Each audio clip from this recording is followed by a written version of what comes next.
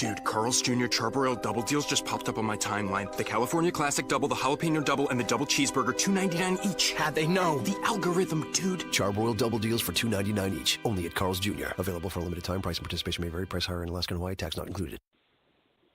Blog Talk Radio. Ladies and gentlemen, damas y caballeros, leave it in the ring.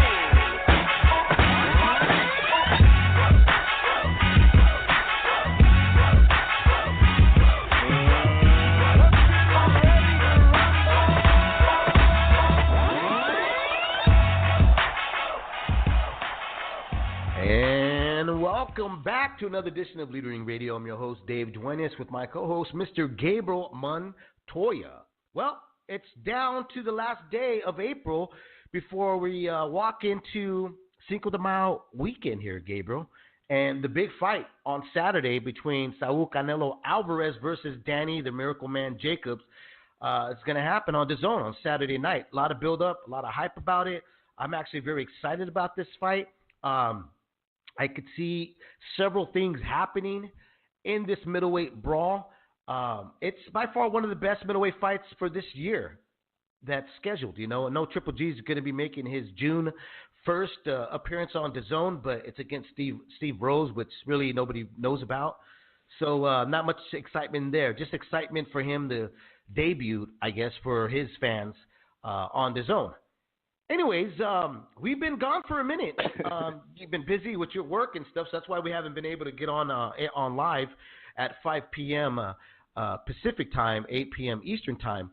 And you know, I wanted to make sure that this week we were able to do because of the big fight here. I thought that it'd be good for us to go on and talk. So that's why we're doing a morning show. If people are wondering, it's because the scheduling is just conflicted right now.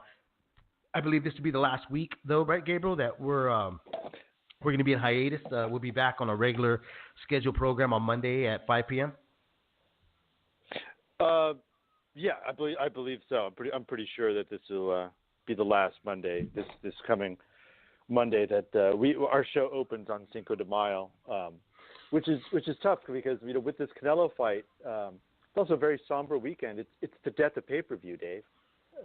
So we're going to have a little funeral and, oh, wait, the PPC is doing a ton of them because they're no longer doing free TV. Oh, wait, sorry. They didn't get the memo. Yeah. They didn't get the memo. Yeah, they didn't get the memo, although there are certain fighters that are getting the memo, but we'll get to that later. Right. Yeah, I'm pretty excited, man. This is, I was looking at the year and kind of positive about what was going to happen, but there's been a lot of kind of one-sided of the big fights, rather, kind of one-sided affairs. And this fight looks like it's going to be, fairly evenly matched. And, with Canelo always surprises us, but I think this is going to be a tough fight. This is a tough matchup for Canelo, who's not the fleetest of foot guy in the world. And Danny Jacobs can move, and he can hit on the move. He's got a nice jab. He's got size. He's got the ability to switch stances. She's going to show Canelo some things that he hasn't seen before. And added to which, Canelo is, he's faced movers before, but he hasn't faced a mover that can also punch. And so I'm very excited to see this fight. I can't wait. I mean, we've kind of been on the Jacobs train, but you and I have been talking, and it's like, the longer Canelo goes along, the more he convinces me that he's the real deal. So I can't wait for this one. The fight that's really interesting is like you mentioned that, Danny can move and he can box, and he's got a vicious right hand.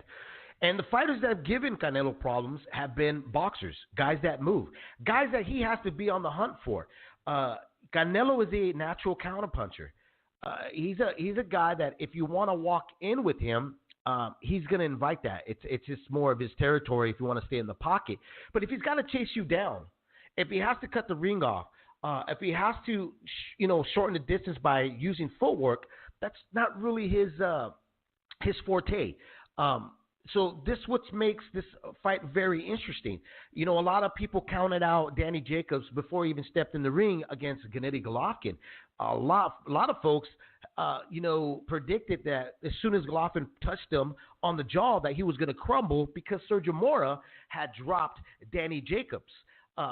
you know what? And to me, it seems like you have to have the perfect timing with Danny. And the only way I see Danny really getting hurt with Canelo is that he goes in and he believes that he is the bigger, stronger middleweight, which physically, with our eyes, he is.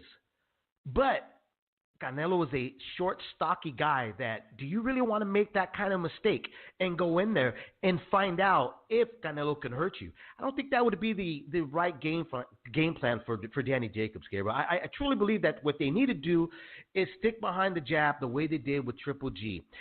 Make Canelo search for him. Make Canelo work for every punch that he throws. Make Canelo miss and then make him pay for missing.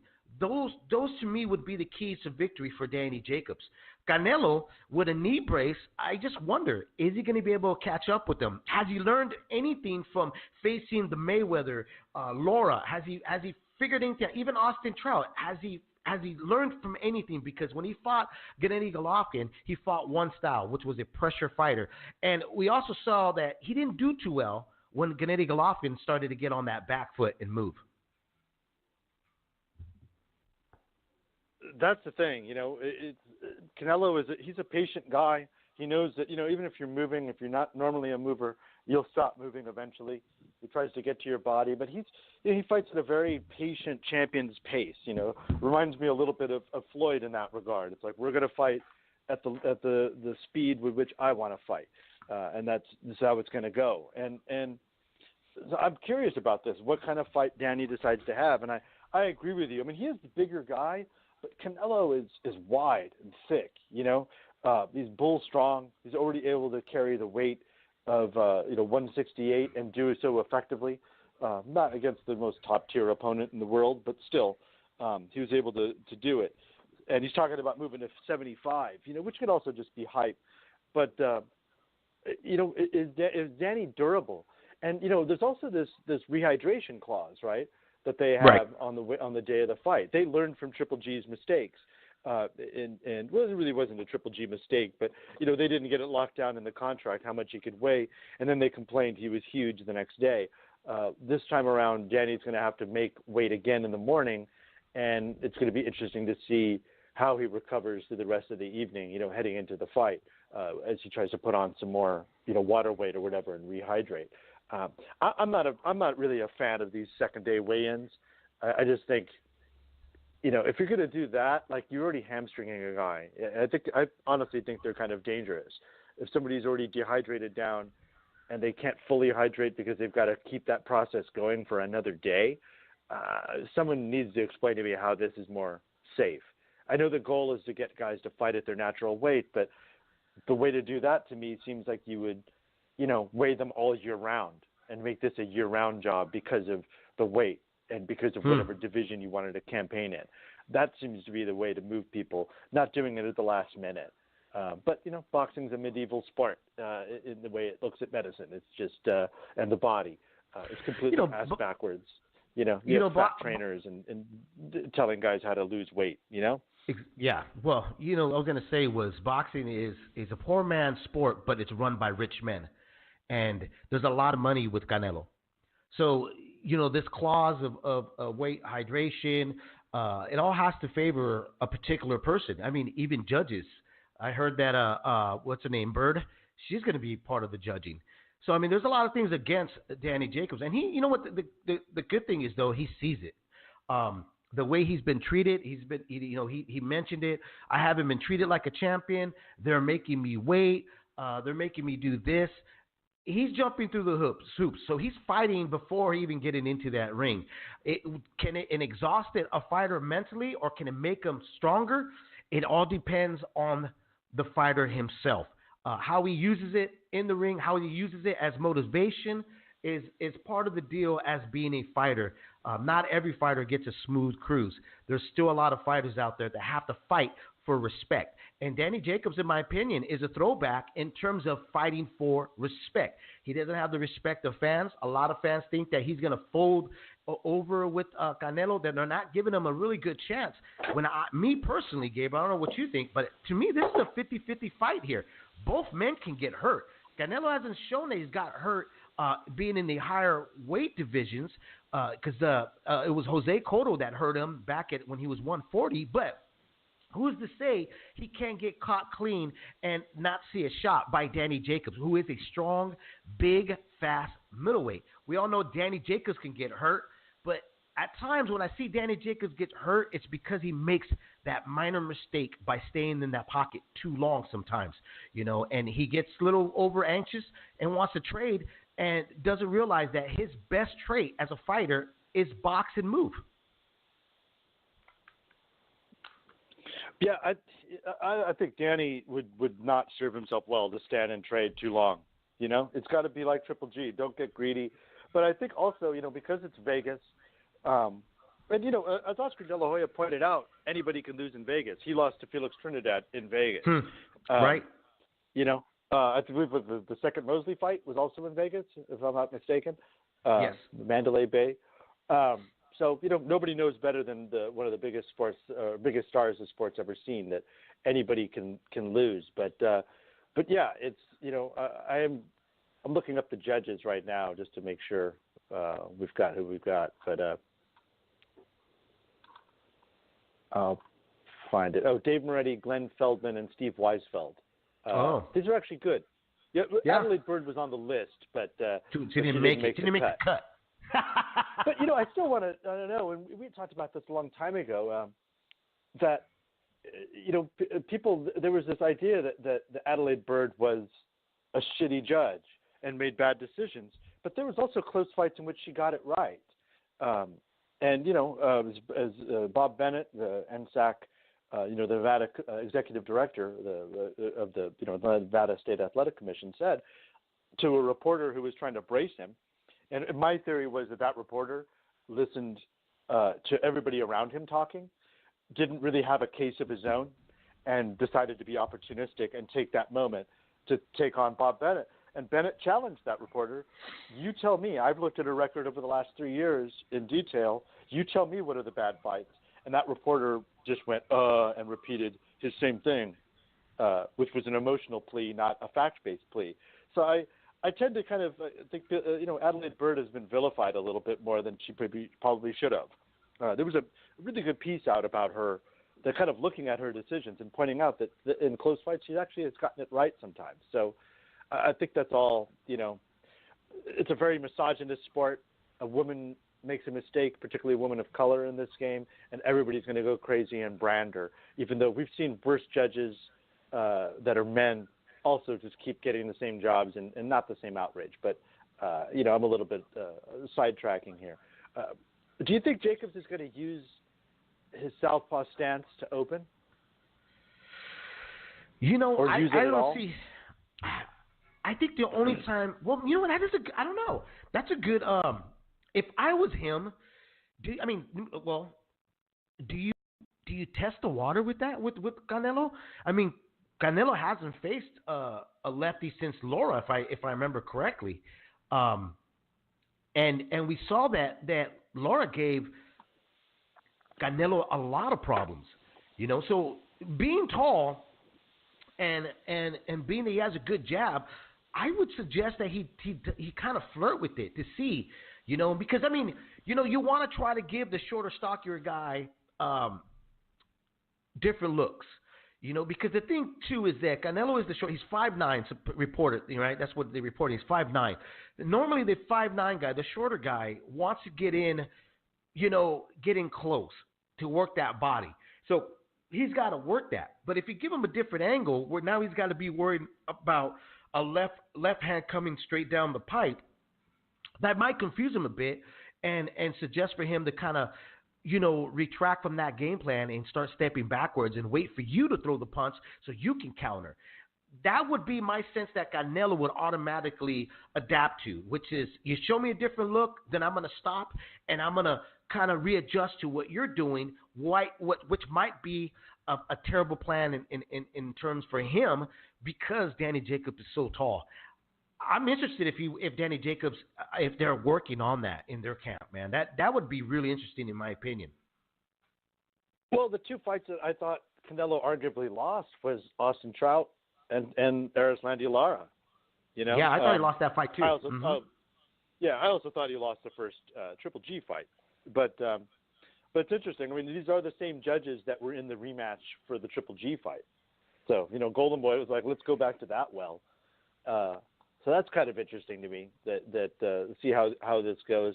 There's also an interesting thing leading into this. I'm pretty sure they're doing VADA testing for this, but Virgil Hunter was on the Daily Mail saying that there needs to be more drug testing ahead of this fight, and just in general in boxing, we need to do VADA 24/7 for everybody.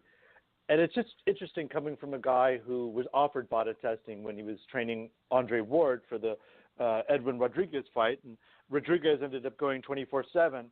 And Virgil Hunter and Andre Ward said this was a tactic. And it's actually the last time I've really communicated with Virgil. He was so mad about the piece that I wrote, asking why they're so testy about testing and why they didn't want to do it. And here he is saying Canelo's excuses were weak about clenbuterol when, straight up, that's actually a thing, clenbuterol contaminating meat. Right. But it's just funny how people are, how they forget themselves, And maybe he pretty much in this article is calling Canelo a drug cheat and just saying all the signs are there and that his body looks different and this, that, and the other thing. But here's the thing. He's in 24/7 testing. He did that immediately. Andre Ward never did 24/7 testing. Amir Khan never did 24/7 testing. Andre Berto tested positive, never went in for 24/7 testing. So, glass houses, dog. Glass houses. Yep. That's so true. Did you ever? Let me ask you this: did you ever find out? Because I think I didn't follow up about it, but Amir Khan and Terence Crawford, they dropped out of their testing, I believe, a week or two before the fight? Did we ever find out why? This is what I found out. I actually knew why. I just wanted Top Rank to comment on it. I never found out what the date of the last test was. But from what I was told, and I trust this source, Top Rank contracted to do just a few tests.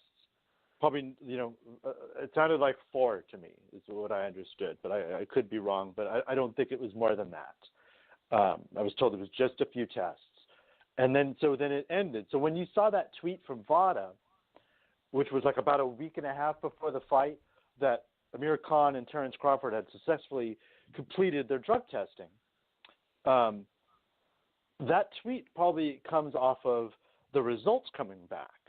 So who knows when the results came back? Maybe a week before that? Maybe that day? But so that means that the sample was taken like a week or so before that tweet came out, which means that the testing stopped maybe even 2 weeks before the fight, maybe 3. So, yeah. And here's the thing, I reached out to Evan Korn, who's their PR guy. Took him a few days to get back to me. When he finally did, he said, talk to Carl Moretti. That was actually my suggestion. I said, should I call Moretti or who should I talk to about this? And I was, I had reached out to the Ring and said, are you interested in this story? Doug Fisher said, yeah. So I started pursuing it and letting them know that I was writing it for the Ring. And so I reached out. Well, then I asked Evan, what's Carl Moretti's email? He never responded back to me. And, we're talking on Twitter and email, and Evan's all over Twitter. He's always on Twitter. Yeah, so don't tell me that you didn't see it. You just was straight ignoring it. And, it's not my first PR guy that I've dealt with, and or my first publicist. So he straight ignored it, didn't give me the contact info. It was definitely a stonewall. And I reached out to Moretti, left him a detailed email, never got back to me. The big nada. And, I even reached out, I won't say the reporter's name, but I reached out to a prominent reporter, and I gave him the story and said, these are the things that I know to be true. You can have the story. Maybe they'll talk to you. That person never got back to me. No one really wanted to make this a story. No one wants to, cover this. And, I don't want to turn. Nobody wants to step into the muddy waters. No. And I saw, reporters taking pictures with Evan and reporters doing, here we are at the bar. And, just the big media. We're all just a nice little men's club here, and with the some women thrown in as well. But nobody wants to do the stuff that will hurt your access. And at this point, I'm not really a beat reporter. I'm freelance when I want to be. When I see a story I think I can write on, when my sources reach out to me or I reach out to them and they give me the info that seems like a story, I'm going to go for it. Obviously, I've shifted my focus in life back to what I've always done, which was theater. That's what I really care about because of this stuff. Because, when I ask a question of somebody in theater, they answer it. They don't pretend like they didn't get it. Right. So, yeah, that's the story of that, is that there wasn't, we're now in a place, Dave, where before there was a window of like, okay, with Floyd and Manny started that conversation. And then Floyd was like, I'm going to do drug testing for all my fights. Flash forward to the Victor Ortiz fight, and I asked Floyd to his face, are you going to do the gold standard? Are you going to do year-round drug testing? Which is like the gold standard of USADA, like 24/7 testing. And his response was, I'll do platinum testing if they do that, and just laughed. And I was like, so no, basically. So what I've learned from the Floyd thing, I think, is that it's a dude controlling somebody else's window, what they think. If they think that somebody's a drug user, I'm going to control it by making them do testing at this certain time, because Floyd only fought in May and September. So other guys started adopting that. There was a few guys, Donaire and Edwin Rodriguez, who did 24/7 testing. I don't think Donaire does it anymore, but I still haven't heard back yet. But so then other guys started adopting it, and it's like, well, I'll just do testing for my training camp. And who knows what they're doing the rest of the year. But now I've noticed this. There was another fight, I think it was Paulie Malignaggi's fight for the bare knuckle boxing, that they're doing a minimum of 4 tests. That's their agreement. But we don't know what the maximum is. Now guys are like, they're paying for just a certain amount of testing. That's not the same thing. No, it's not at all. Yeah. And so you have training camp testing. You've got guys in the 365 program, and then you've got guys that are in the VADA clean boxing program. And you can't even trust the WBC program anymore, because now they're just making up crap and putting it up on press release, So we really don't even know who's doing what. Too. Yeah. Well, they don't seem to know it. Yeah, there was that fight where they said they were doing drug testing, and that wasn't true. But so we've got kind of all these different levels of engagement for testing at this point. What we really do need is just to make it a rule, because Big Baby Miller has more drugs in him than a pharmacy. The thing looked like an eye chart, for an eye test. GW1516, HGH, and EPO. I was just a straight up. Geez. I was like, Baby Miller, you weren't eating cheeseburgers, my man. Yeah. What happened to the cheeseburgers? I reached out to the the folks that handle Baby Miller, and they respectfully hit me back. They're like, yo, Dave, we love you. But at this moment, Baby Miller wants to stay on the low. Doesn't want to talk to anybody. Just not at this moment. But as soon as he's ready, they do want to come on and leave in the ring.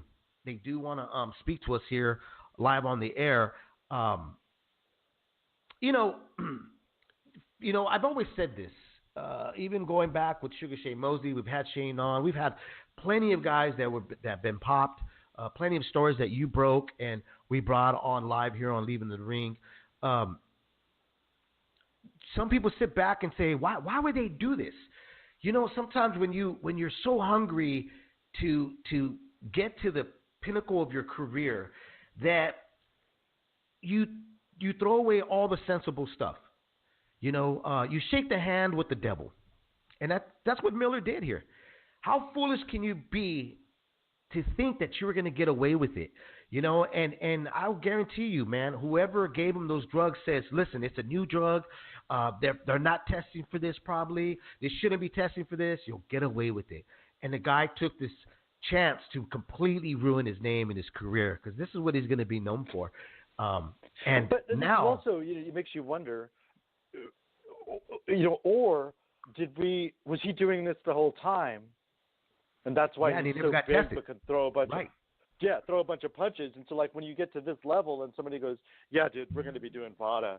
And, like, Amanda Serrano, a while back, we went back and forth on Twitter, and I said she was getting mad at Mia St. John. Remember when Mia St. John came out and said, I used PEDs during my time? And yep. Yeah, everybody did it. And Amanda Serrano and the Latin Snake went after her, Sergio Mora, really angry about it. But I asked her, like, when, Amanda Serrano, like, when are you going to be in VADA? And she was like, I am in VADA, buddy. You should check that out. And was kind of rude about it. I signed a paper at the last fight. So I inquired with VADA, and they said, no, we don't have a women's drug testing program and, a female boxing drug. And she's not in VADA. She never has been. I don't know what paper she signed, but she wasn't. Maybe VADA was doing. If it's on the internet, it's true, Gabriel. Yeah. That's what she thought. Well, if I say it's on the internet, it's got to be true now. Exactly. But my point is that maybe Miller, because I know VADA has been doing some post-fight testing, I think, for New York and Nevada and California. Maybe they thought, I've done VADA testing before. This will be fine. But to me, I mean, it was a look at a program. GW 1516 was made for people with heart problems or obesity, that so that you could treat them. What it does is it tricks out your system so that your heart rate doesn't raise, but you're burning fat and building muscle. That's essentially what it does. Somebody reported it as a SARM. It's not a SARM. It's like a SARM, but it's more of it's a PPAR. It's a very long name that I can't fully pronounce. But what it does is, basically exactly what I told you. So it's perfect for a guy like Big Baby Miller. You're going to be building muscle, burning weight, but then you'll be able to go, and your heart rate doesn't raise, so you don't have a freaking heart attack while you're tricking out your system like this. But then he throws an EPO into the mix to increase his red blood cell count and increase his endurance tenfold and get just increase your training load so you can further go and build muscle and build your endurance and stamina. And then you throw HGH on top of that, which is an anti-catabolic, and that means that you're keeping the gains. So if you're one hell of 5, you push to 10. Normally without HGH, you'll heal back to a 6 or a 7. With this, you're healing back to an 8 or a 9. You're keeping your gains. So that's one. His program. That's a one hell of a cake mix there. Oh yeah, it makes a giant heavyweight who could throw a lot of punches which is his style. So he got 6 months. He didn't have a license yet, so New York couldn't really suspend him. They just decided to not give him a license. But the WBA has decided to suspend Big Baby Miller for a whopping 6 months, which means he won't be in the rankings until around September. And then I guess they said that if he wants to be in the rankings, he's got to do what Canelo did essentially, and join VADA and start doing that testing program in order to be ranked again. So we'll see how that is going forward if that happens. But to me, it's like, is that really a penalty? I mean, he lost a big payday. He's been shamed in the sport. But 6 months for a program where you were designed to be bigger, stronger, and go longer, which is super dangerous in boxing, particularly heavyweight boxing. You're not going to get tired? Like, really, dude? Boxing needs to clean its act up. I know it's a filthy sport. It's a red light district of sports and everything. But with the drug testing, I mean, do we have enough positives now to think that it's not just a couple guys, but 5 of the top 10 heavyweights have tested positive? I think boxing has a drug habit. It doesn't have a drug problem. It has a drug habit. It keeps doing drugs habitually. That's the fighters and whoever's giving them the drugs. But then it habitually doesn't clean up the mess when it catches somebody. So it doesn't suspend people for long enough for it to matter. It doesn't fine them for long enough to matter. But it also doesn't say, hey, Big Baby, where'd you get your drugs, dude? Those are banned substances. You're not supposed to have EPO. You're not supposed to have GW 1516. It was banned several years ago. And even they put out it gives you cancer warning. It's definitely going to give you cancer. Don't take it. So I'd like to know where he got those drugs. Me Who too. put him on that program? Yeah. Let's unravel that. Yeah. That should be part of his sentence. Yeah. That should be that spotlight. It's right now at this moment. The spotlight is only on Miller. That spotlight should be on everybody that's in that camp at that moment, at this moment, so that we can look into their backgrounds, Yeah, I mean, it's not that big of a sport, right? When somebody needs a new trainer, it's a really short list. So I imagine the guys you can get drugs from is probably a pretty short list. Yeah, Tyson Fury has tested positive. It's even a shorter list, in my opinion. When it comes to who are you, to me, it's even a shorter list. When it comes to getting your drugs from somebody, it's a shorter list. Yeah. Than trainers.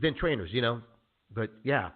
Well, now, think about like Balco. Yeah, you had Memo drugging the guys, and then those clients went over to Victor Conte and Balco, which is weird because they're now two of the top, strength and conditioning guys in boxing after being like part of two of the biggest drug scandals in the sport, in all of sports. All sports, right. Really, that's our sport. We just let people back in, and positives happen. I mean, wasn't there the guy that worked Floyd's corner, started doing Floyd's hand wraps? That was a guy that gave somebody a drug, and they said that in a commission, and that guy didn't suffer anything. No. You just go, what are we doing? Are we just pretending that we care about this, or are we actually going to do something about it? Because right now it's I think VOD has made great strides, but they can't do it alone. No, absolutely not. We've said this numerous times for numerous years, but it just boils down to, again, it boils down to more strict rules, punishment, not just taking away a payday does enough. And it's just one of those. It's going to be a continual fight over and over and over. Well, who got the call? I believe is Andy Ruiz to face now AJ in New York, and some folks were like, well, I mean, they're pretty big on it, and I actually think it's a decent fight. I think it's a good fight. Andy comes in, he's got really good boxing skills, but he is working with Memo already. If they were worried about testing, shouldn't that name have kind of brought it into your head, like, hey, wait a minute, there's not enough time for testing here, because I don't think was there any testing for Andy Ruiz last fight? I didn't hear anything about that. I highly doubt it. Yeah. The low-level fights just don't. It's not even a question for the low-level fights. And it's yeah. And what did you think of Andy's last fight? I thought he looked great, man. I like I said, I like Andy's combinations. I like his hand movement. The one thing though that he still hasn't figured out is how to move his head and his waist. He does know how to get into that pocket, but and the last guy that he faced was what Dermo, I think it was like another Dermachenko type of name. That guy didn't know how to establish a jab. He really didn't know how to keep Andy off of him. Where AJ's a completely different. He's athletic. He's big. He's got a great jab, a good right hand. It's an interesting fight. If anything, Andy's kind of shown he's got a good chin, but that was against Parker, and Parker didn't really want to engage with him. Parker was on his back foot the whole night. So I'm curious of how good Andy's chin's going to hold up to AJ, and I'm also curious of how well he's going to be able to get in the pocket with AJ and what he's going to do. Because if one thing, Ruiz doesn't have that punching heavyweight power. He's got power to keep you honest, but it's really not that, turn you around Miller type of punch or even AJ type of punch. This is a really tough fight, from my opinion, for Ruiz. I give him kudos because he accepted the fight and he's willing to jump in there right away. But I saw everybody bashing on Ortiz, saying like, oh, you 7 weeks, 8 weeks is enough for preparation. But tell me if I'm wrong. Didn't he get the call? Wasn't he the substitute to face Deontay Wilder? Yeah, he was, wasn't he? Because somebody else. Yeah, he was. Yeah, exactly. and now they're asking him. I think he learned his lesson here, Gabriel. I think Ortiz's camp learned their lesson. They were like, look, we jumped in too quick. we need a full camp. We need more time to look at AJ because he is a big, strong, and athletic guy, and they learned their lesson with Deontay Wilder. Some folks are making accusations. Oh, he's probably not doing it because he's not off his cycle. It's amazing how everybody now is a VADA expert. PED expert, yeah. Yeah, and not looking at the overall. I think he learned. You're right. I think that's a good point, dude. Sorry to interrupt you. Yeah, go for it. Well, that's the first thing that you're came to taking my your head. shot, Yeah. Yeah, you're taking your shot, and you did it before you rushed. And how many times have we heard in the sport, this is my first full training camp, or I really gave myself the best chance to win. I had a training camp. Let the guy compete at his best. That's what I want to see. Well, they were even shitting on him. David Right. They were even shitting on him when he said, you know what, I want $10 million. I want, or they didn't even offer him the equal they were going to give Miller. And everybody's like, well, when a guy doesn't want to take that money, it means he doesn't want to fight. What about the guy wanted to take the money because he's getting short notice? And you know what? If I'm going to lose, I'm going to lose with a shitload of money in my bank account because I'm not going to get the opportunity again to fight for the world title. It's just not going to happen. I'm chasing Deontay Wilder for a rematch, and I could lose my opportunity to face Wilder in a rematch with big money if I get in with AJ at a short notice again, which I did the first time. I'm not getting any credit for.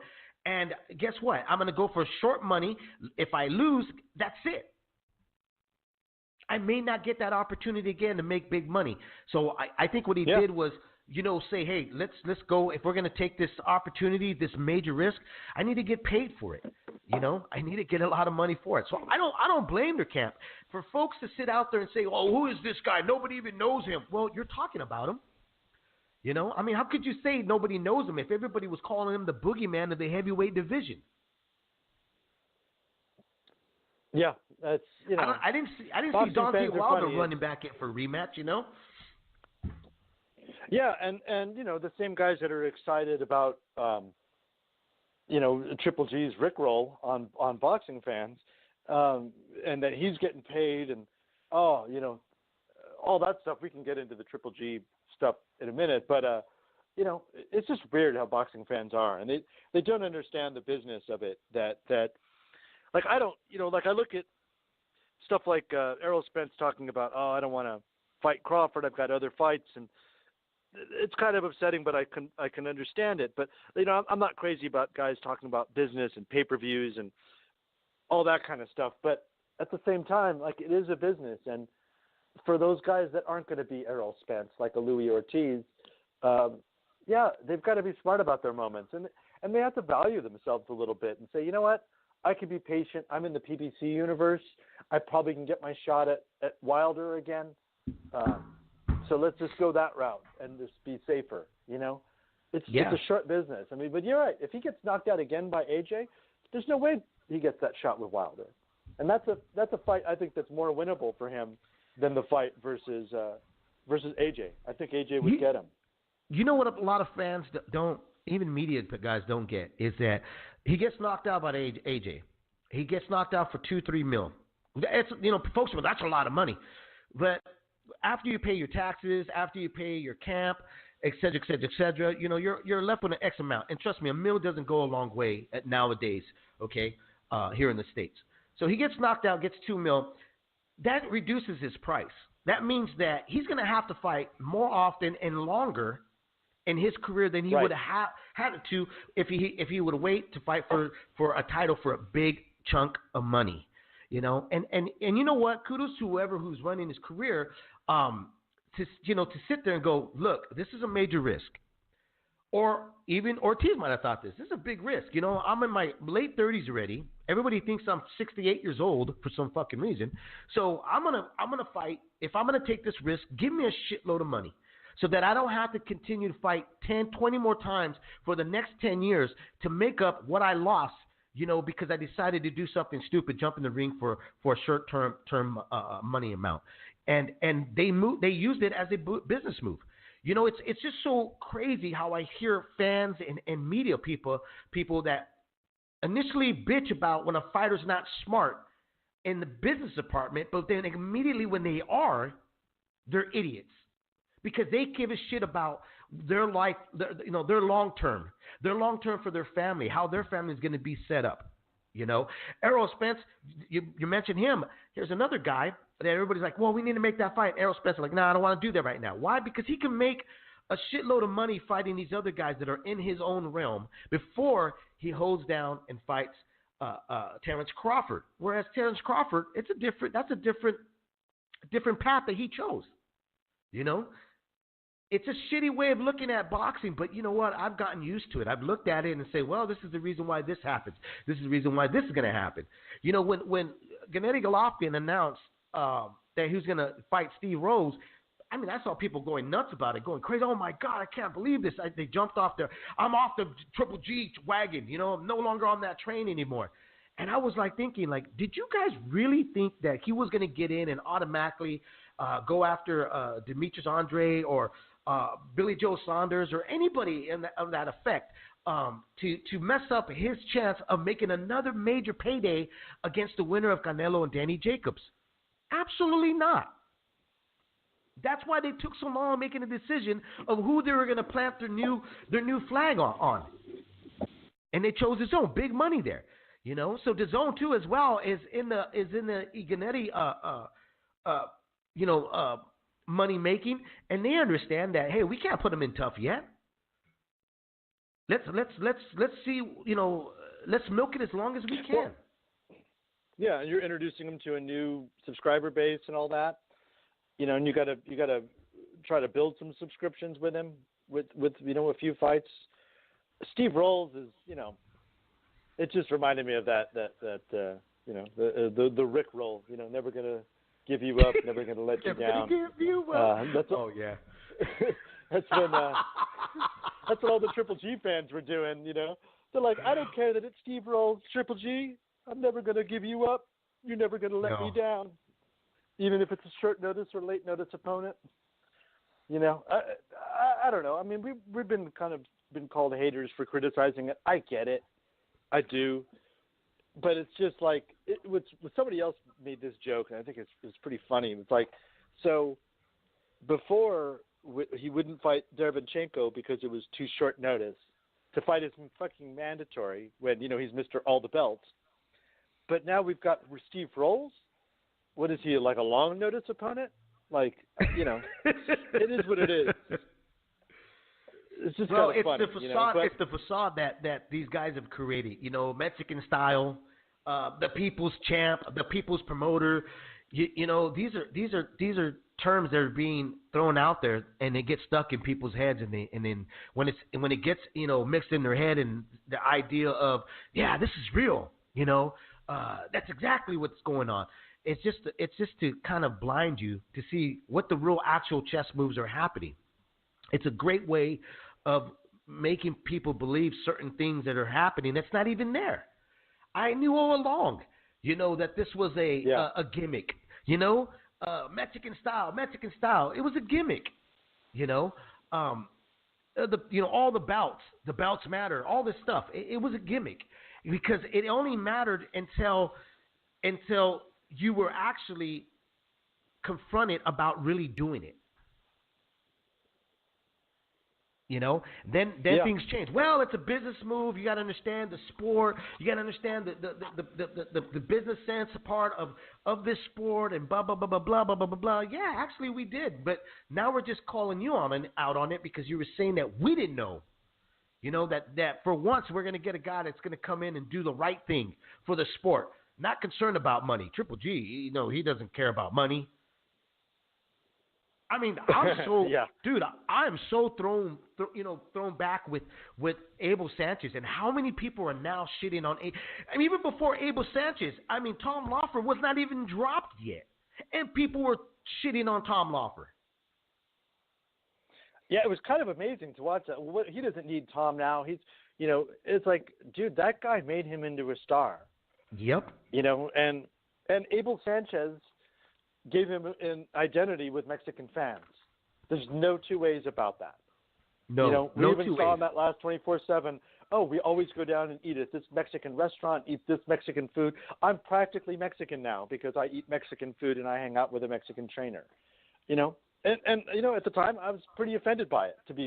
I get it's marketing, but I'll just be a full SJW virtue signaling lefty pinko liberal. It's cultural appropriation.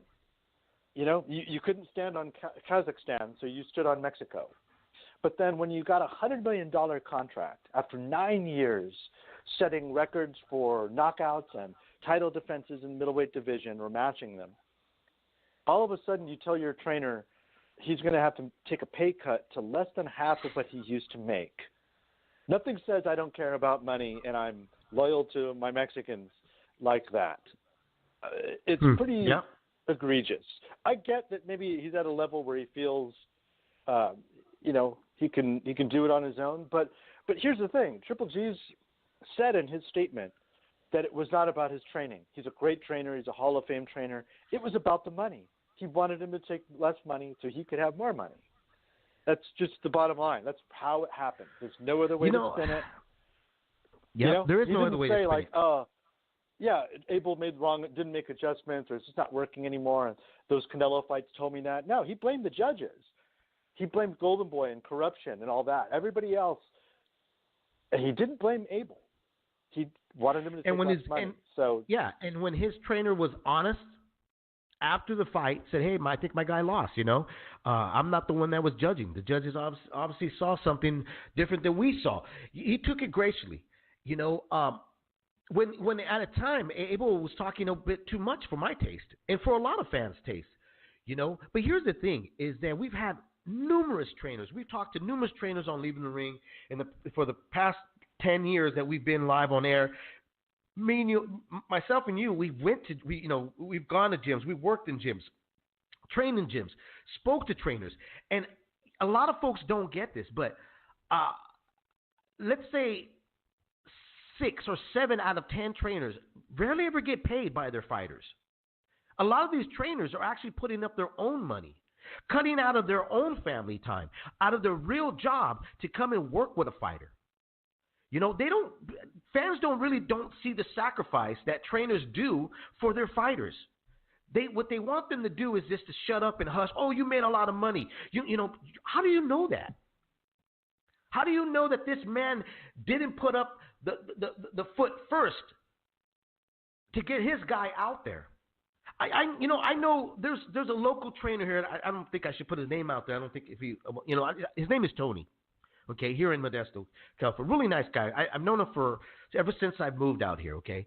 And Tony, man, has foot the bill for a lot of his fighters to put them up in a room, to get them there to the fight. I mean, you talk about a hustle of trying to get their fighters the recognition with no payback.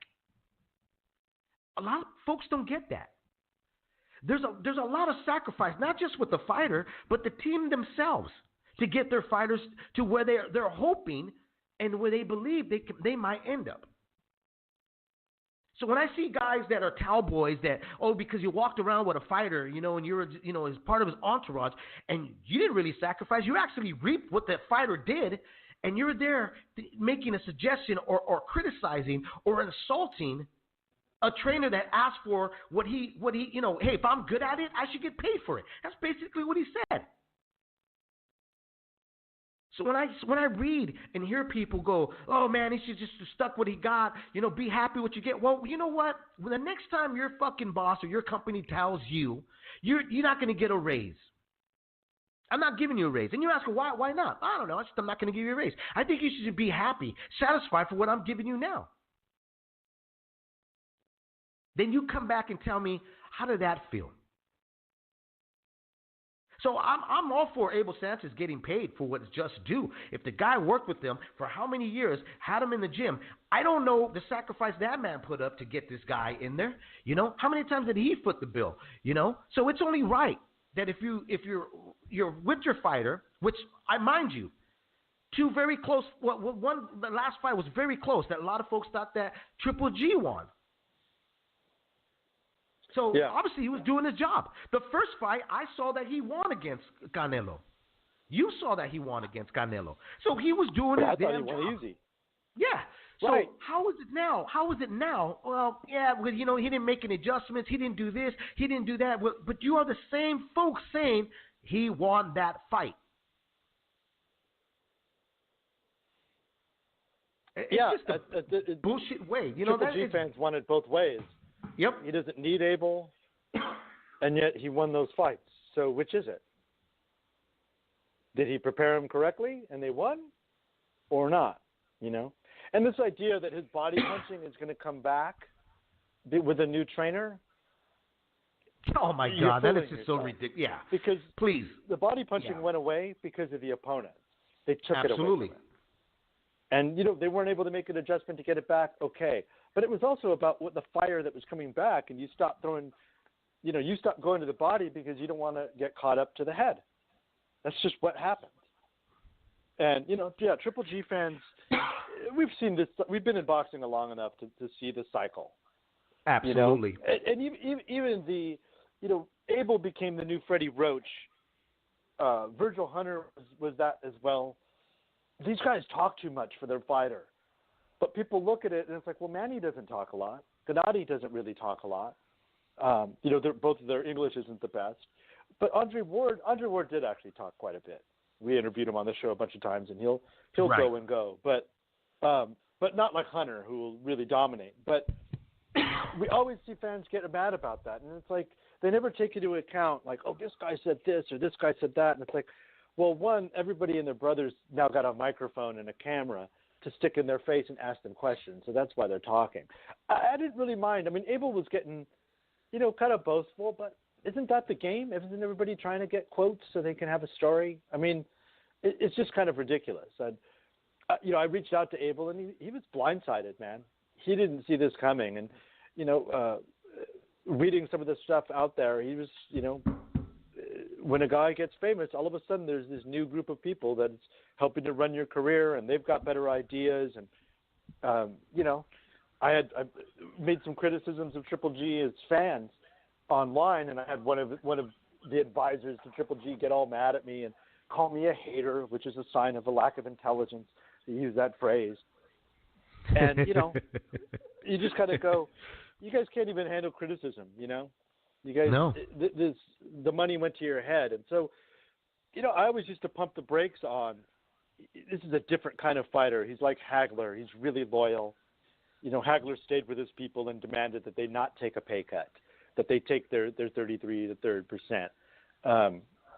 That didn't happen here.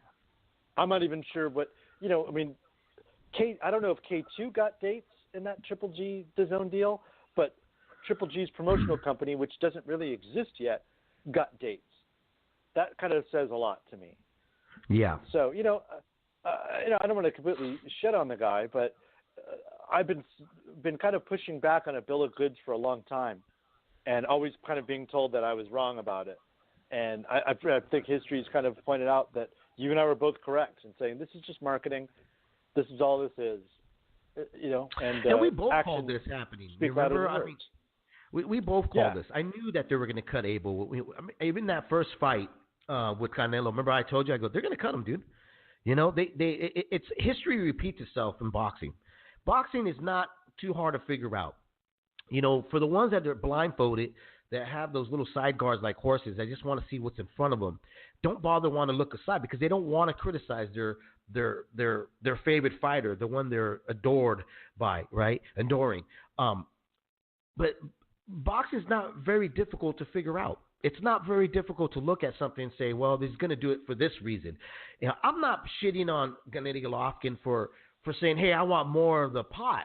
It's that man's right. He is taking the risks out there. It is his health. It's his body.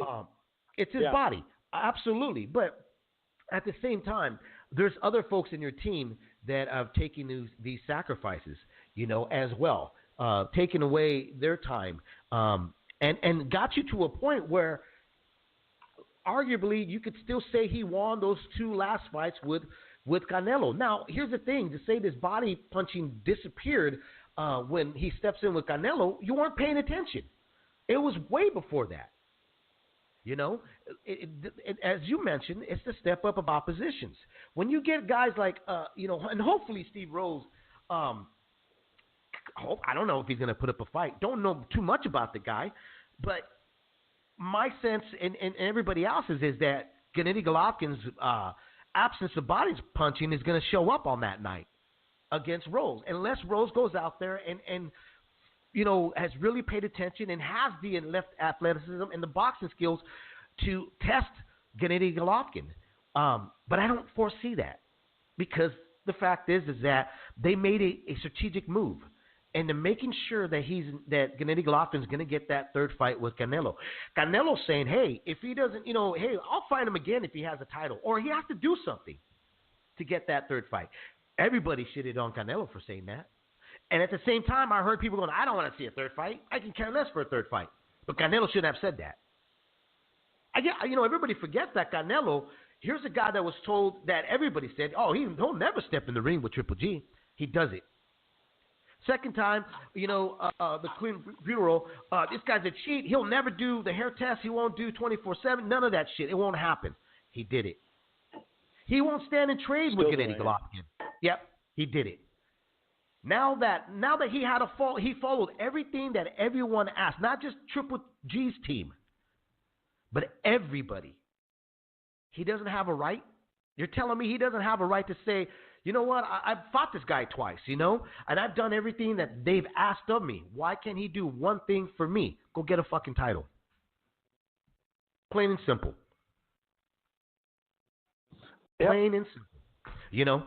Anyways, fight fans, you want to call in 347-215-7598. We still got a lot of talk about here. Nonito Donaire, man. Is this guy have the luck of draw or what?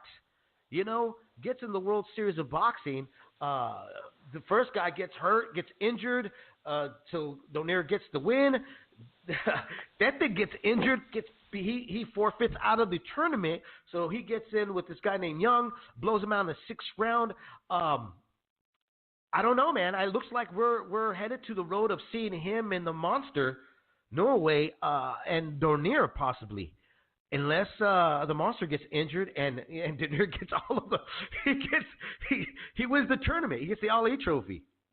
What's going on here? Yeah, I'm waiting for Inoue to they're like, Inoue, step into the light, and he walks up the steps, slips, and hits his head, and it's just over. And we have a new winner. Yeah, man.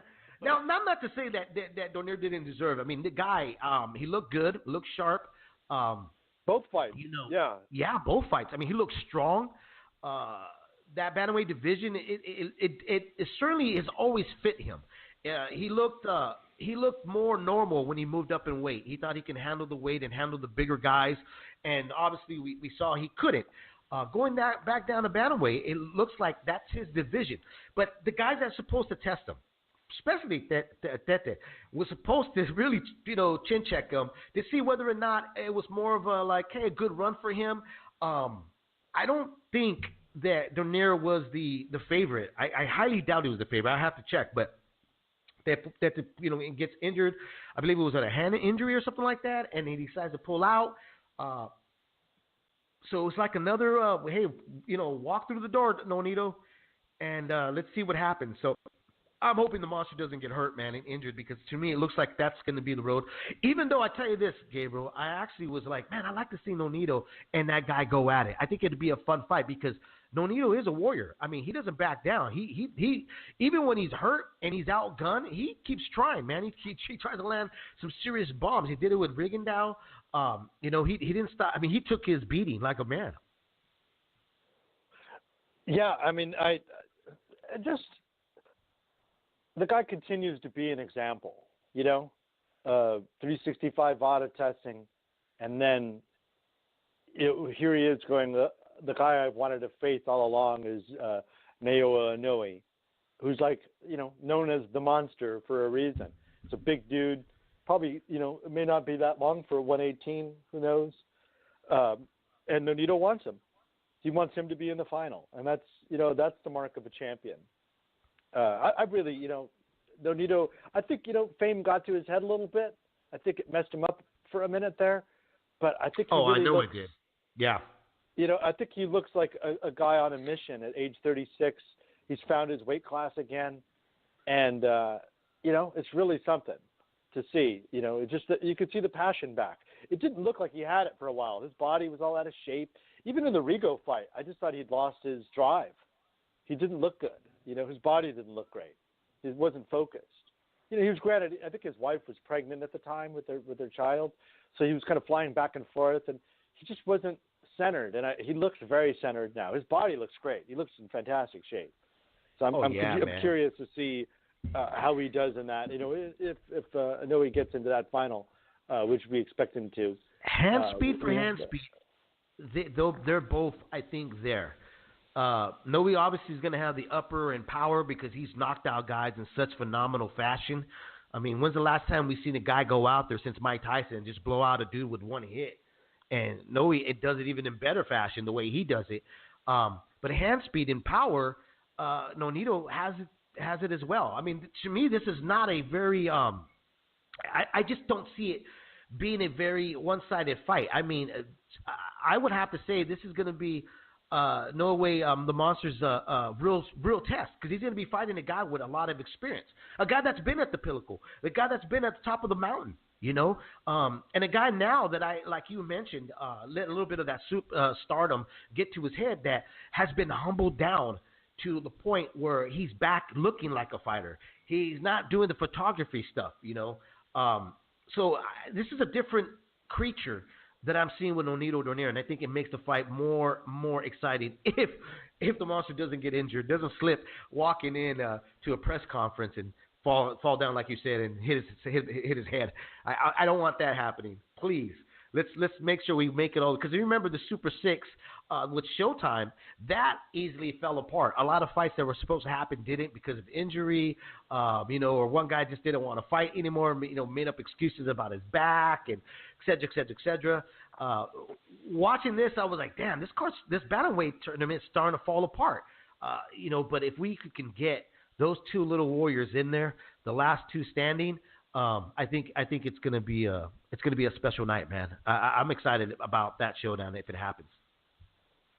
Yeah, I think it is going to be special. And even in this fight, I mean, Donaire got touched a little bit more than I would want him to, but he was also facing a late opponent who apparently did have a solid boxing fundamentals, good amateur background from what I understand. So no shame in it. And what a brutal knockout, dude! He just kept trying to get that left hook, and he threw like kind of the throwaway right hand, and then bang, comes back with a left. It's arguably knockout of the year. It was really good stuff from him, and it just I think Nonito is still, the fundamentals sometimes are kind of missing, but or just like he can have a low hand and get caught with stuff, but at the same time his ring IQ is very high. You can see him in there moving around and working and trying to walk you into stuff, and if he sees that opening, he has the speed still to take it. So I can't wait to see that fight. If Donaire comes in the fight the way he fought, because here's the thing, is that folks are going to be like, well, he has never faced a murderous puncher, a guy that just wants to take your head off. And I'm like, no. Vic Darchinyan, at Vic's prime time of his career, who was going through everybody, knocking him out, if Donaire can channel that fighter in him that he showed against Vic Darchinyan, man, it's going to be a rough night for the Monster. It's going to be a really rough night, because if he's got to now really look at how Nonito's looking at this moment. He's, like you said, he's in shape. There's motivation there. There's a strong possibility you're going to get the best of Nonito that we last saw, which was against Vic Darchinyan. And I think sometimes that you need that extra, you need to fall on your face, get that dust in your nose and blow it out, and then get back on your 2 feet to kind of realize, hey, what got me here can keep me here. So I think it's going to be a special fight if it does happen. If there's no injuries between the two fighters, I think it'd be a very special night. I can't wait to break it down here on Leaving the Ring with you, Gabriel. Just got to sit back and wait and see. Yeah, no doubt. Let's get some callers in. Let's do it. All right, then. 510, you're live on Leave It in the Ring.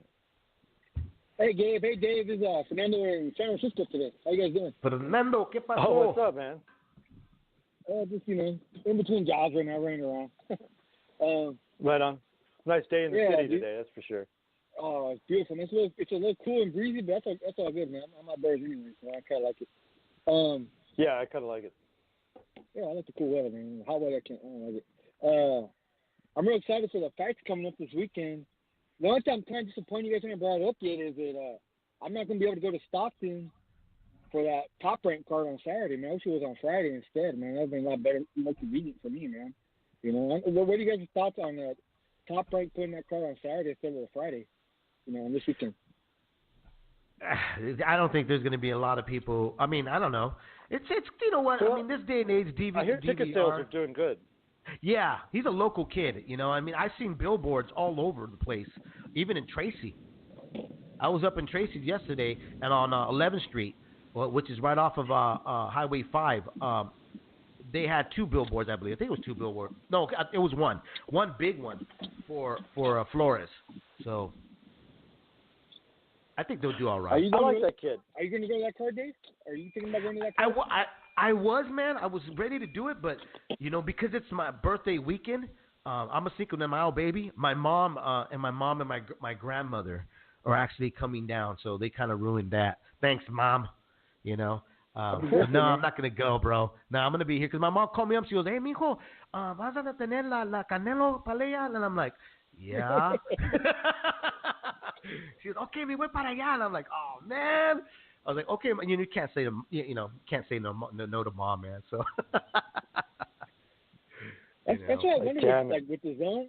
That's what I wonder about with the zone. Like my uncles, right? They love boxing, but I'm not even sure how they're watching the Canelo fight. Because I don't know if they, they don't know how to work the app. I got to hook up. I got hooked up for my uncle. I didn't think about that, man. But one of my uncles, that is kind of a big leap for some people. It I've is, seen bro. a few guys that are like, what do you mean you could just cast it to your TV? What does that mean? And you're just like, yeah. No, exactly. No, boy, one of my Joey uncles. Montoya is going to be. Oh, really? What's that?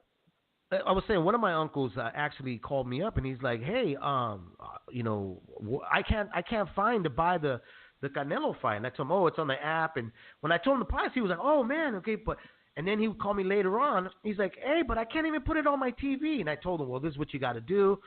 And then he's like, well, shit, I'm not going to go buy an Apple TV or something, for my television when I'm only going to use it once.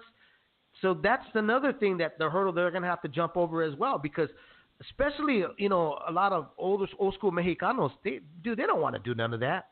They just want to click and sit down and have their cervezas and relax and watch the fight. So. And I'll say another thing for me, right? Like for my generation, a little bit younger than my uncles, obviously, right? It's a pain in the butt for me too, man, because like I've had the zone since it came out. I got ESPN Plus since it came out. I figured it out, man. It wasn't that bad. I got the Apple TV, but I still have to fucking log in every month or two, man. I gotta look for the freaking password. Like that for me is a pain in the ass. I can't imagine my uncle having to look for his password, man. He wouldn't know where the hell he put it. That's true. That's one bad thing, man. Like it is a hassle, man. You gotta think about the people that love boxing.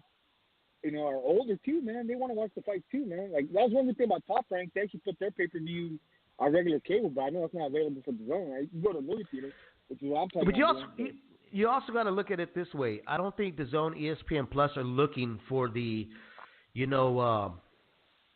50 and up consumers. What they're looking for, because they already got the 50 and up consumers, the 30 and up. They're looking for that new generation coming in that are, technically they know how to deal with these apps. I think that's what they're trying to introduce it to them, and get them to come across to our sport. I mean, the Zone's got, baseball. They've got pool tournaments. There's a bunch of stuff on the Zone that's been added, and I've been watching as well. ESPN Plus is completely different. They got the basketball guys, the football guys. So I think that's what boxing is trying to do is be connected with the younger generations coming up, because that's why they're putting so much money and they're worried about subscribers, because that's where it's going, and a lot of times I think a lot of folks too kind of think like, well, if an uncle or or dad wants to really see this, there's kids around, they're going to help them out and figure it out. I think that's another way they're looking at it. Where me personally, like I said, it's really tough to make, especially our Raza, man. It's very difficult to make them change their ways, And when I explained this to my uncle, dude, not even midway through my sentence, he's like, no, quiero hacer eso. Nada más ponele en mi televisión, es todo. That was his attitude about it, And I'm like, no, pues, tío, no, necesita ir a comprar esto. And he goes, no, madre, ya tengo televisión. Ya pago por cable. Ya pago por cable y todo. ¿Qué más? No mames. Oh, dude, they're like, I would pay $80, man. I got to pay another $10 for some dongle. I get it, man. I get it. Yeah, dude. Right? Yeah. Following up, I've been listening to the show since you guys came on earlier. Following up on what Gabe was saying about like the fans, right? Like to give like act like managers, right? Like this whole Abel Sanchez situation, right, with him and Triple G. But there's a lot of guys on media. I just started a podcast, right?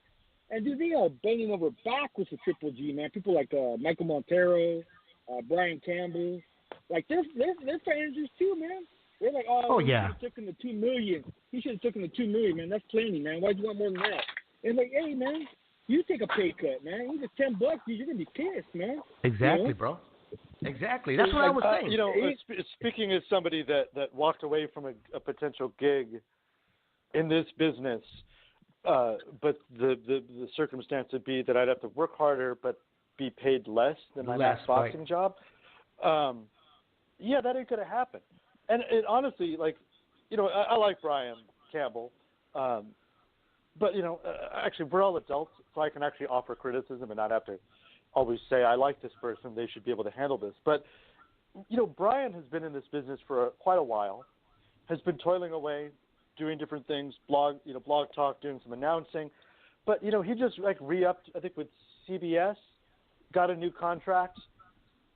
Do you think he took a pay cut? Probably not. Oh, man. No. And Marcos Villegas is a guy, I don't know what his feelings are about Triple G and Sanchez, but that guy's toiled away for 10 years, about the same amount of time Triple G, they were together 9 years.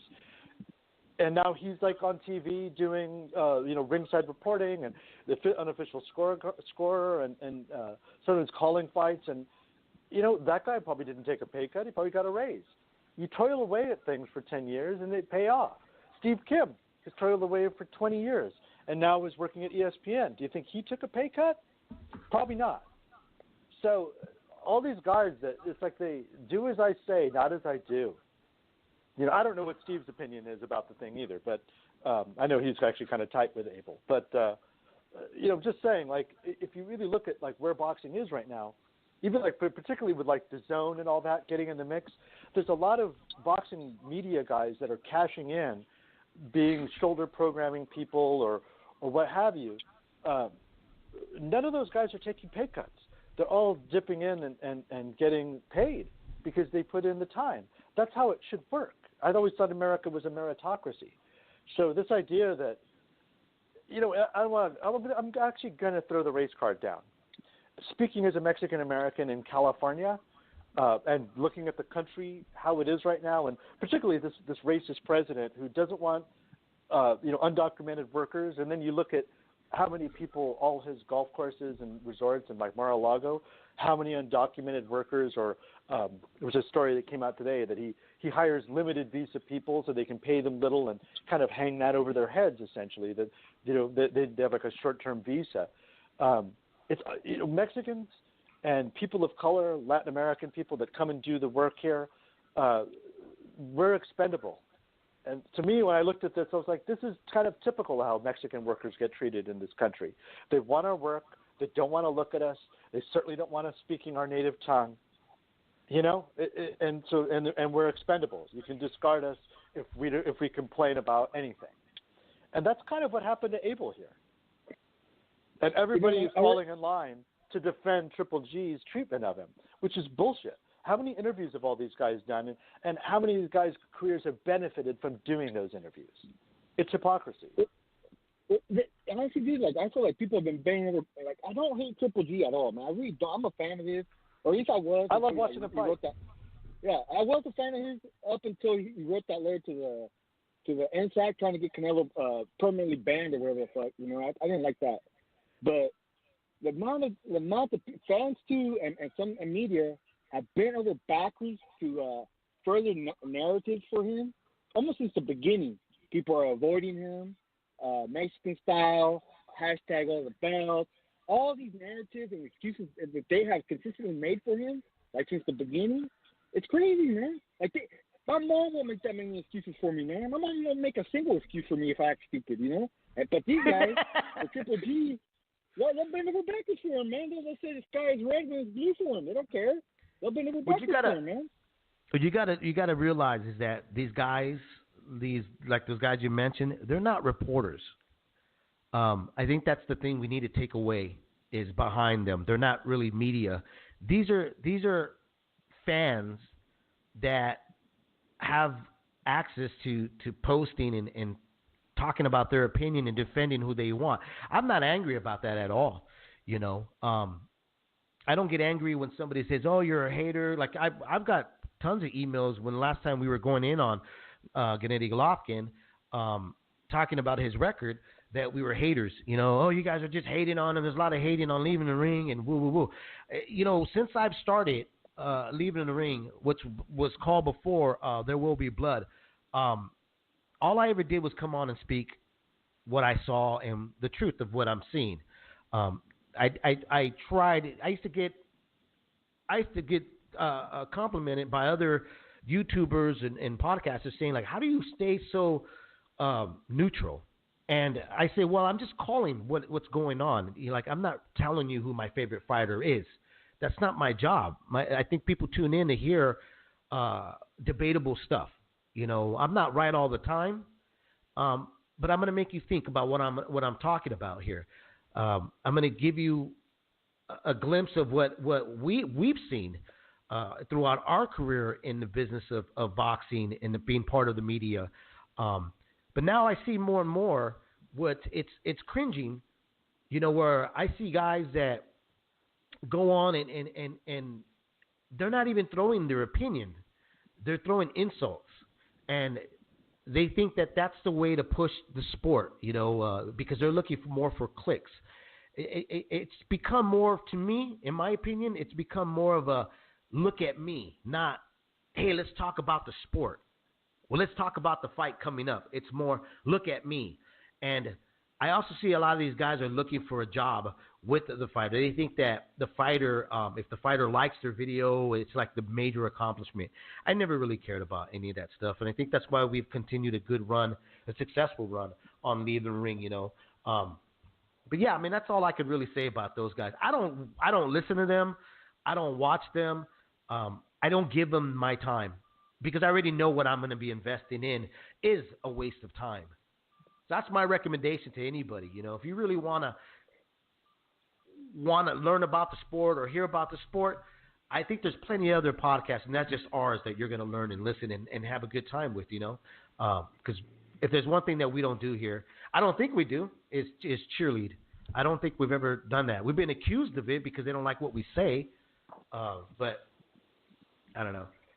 That's my little. I think, I've always believed that the fights are, you know, it's like that saying, if you want to know the artist, look at the art, you know, and I think that's kind of where I've gone back to now that I'm not on the beat trying to be a reporter, you know, anymore. I just get back to the fights. I don't have a lot of time to watch, you know, shoulder programming or, you know, like Dave and I were talking about before the show. He was like, have you seen that Danny Jacobs, LeBron James thing? And I was like, no. And he's like, well, they're just kind of retreading all the stories that we covered over the years, you know, like everybody covered about Danny Jacobs. Now it's just the gimmick is it's LeBron's company, you know, all that stuff. Like, I don't pay a lot of attention, but yeah, particularly YouTubers. I don't want to get into a thing. I think people that listen to this show know that me and that certain YouTuber don't exactly like each other for pretty good reason. But, you know, I don't spend a lot of time with those. I never really have. You know, there's a couple podcasts I listen to, but I think anybody can tell from my Twitter feed and and what I've talked about on the show is like I'm back doing theater, and that's where my mind is, and politics, because the country's on fire, and I'm kind of like looking for ways to engage and educate folks by putting out articles that I like on my timeline, but also ways that you can engage and like help what's going on. That's kind of where my focus is. I don't have a lot of time to spend on what some YouTube guy thinks of Triple G or somebody else, what money they should take. It's just I find that stuff kind of ridiculous. Especially when they're eating crumbs. I'm going to be blunt about it. Especially when some of these dudes, they're eating crumbs. And because another guy values his talent, his skill set, you're going to say, oh, you just take what's going to be given to you. You should be happy. You know what? Just because you're okay with eating crumbs because you don't value yourself doesn't mean another man needs to do that. I've never been a fan of you telling what another man needs to do to put food on their table. I've always, even with my worst enemies, and I mean real enemies, not these little YouTube or podcast back and forth. I mean real life enemies. I've never been a guy to cut your hand from trying to make ends meet or get yours. It's a fair game. And Abel Sanchez sitting back and saying, "Hey man, this is what I deserve." Who are you to tell him he doesn't? Why is it so easy for other folks to tell them you shouldn't value yourself? You shouldn't value what you do. You should just be happy of what you're getting.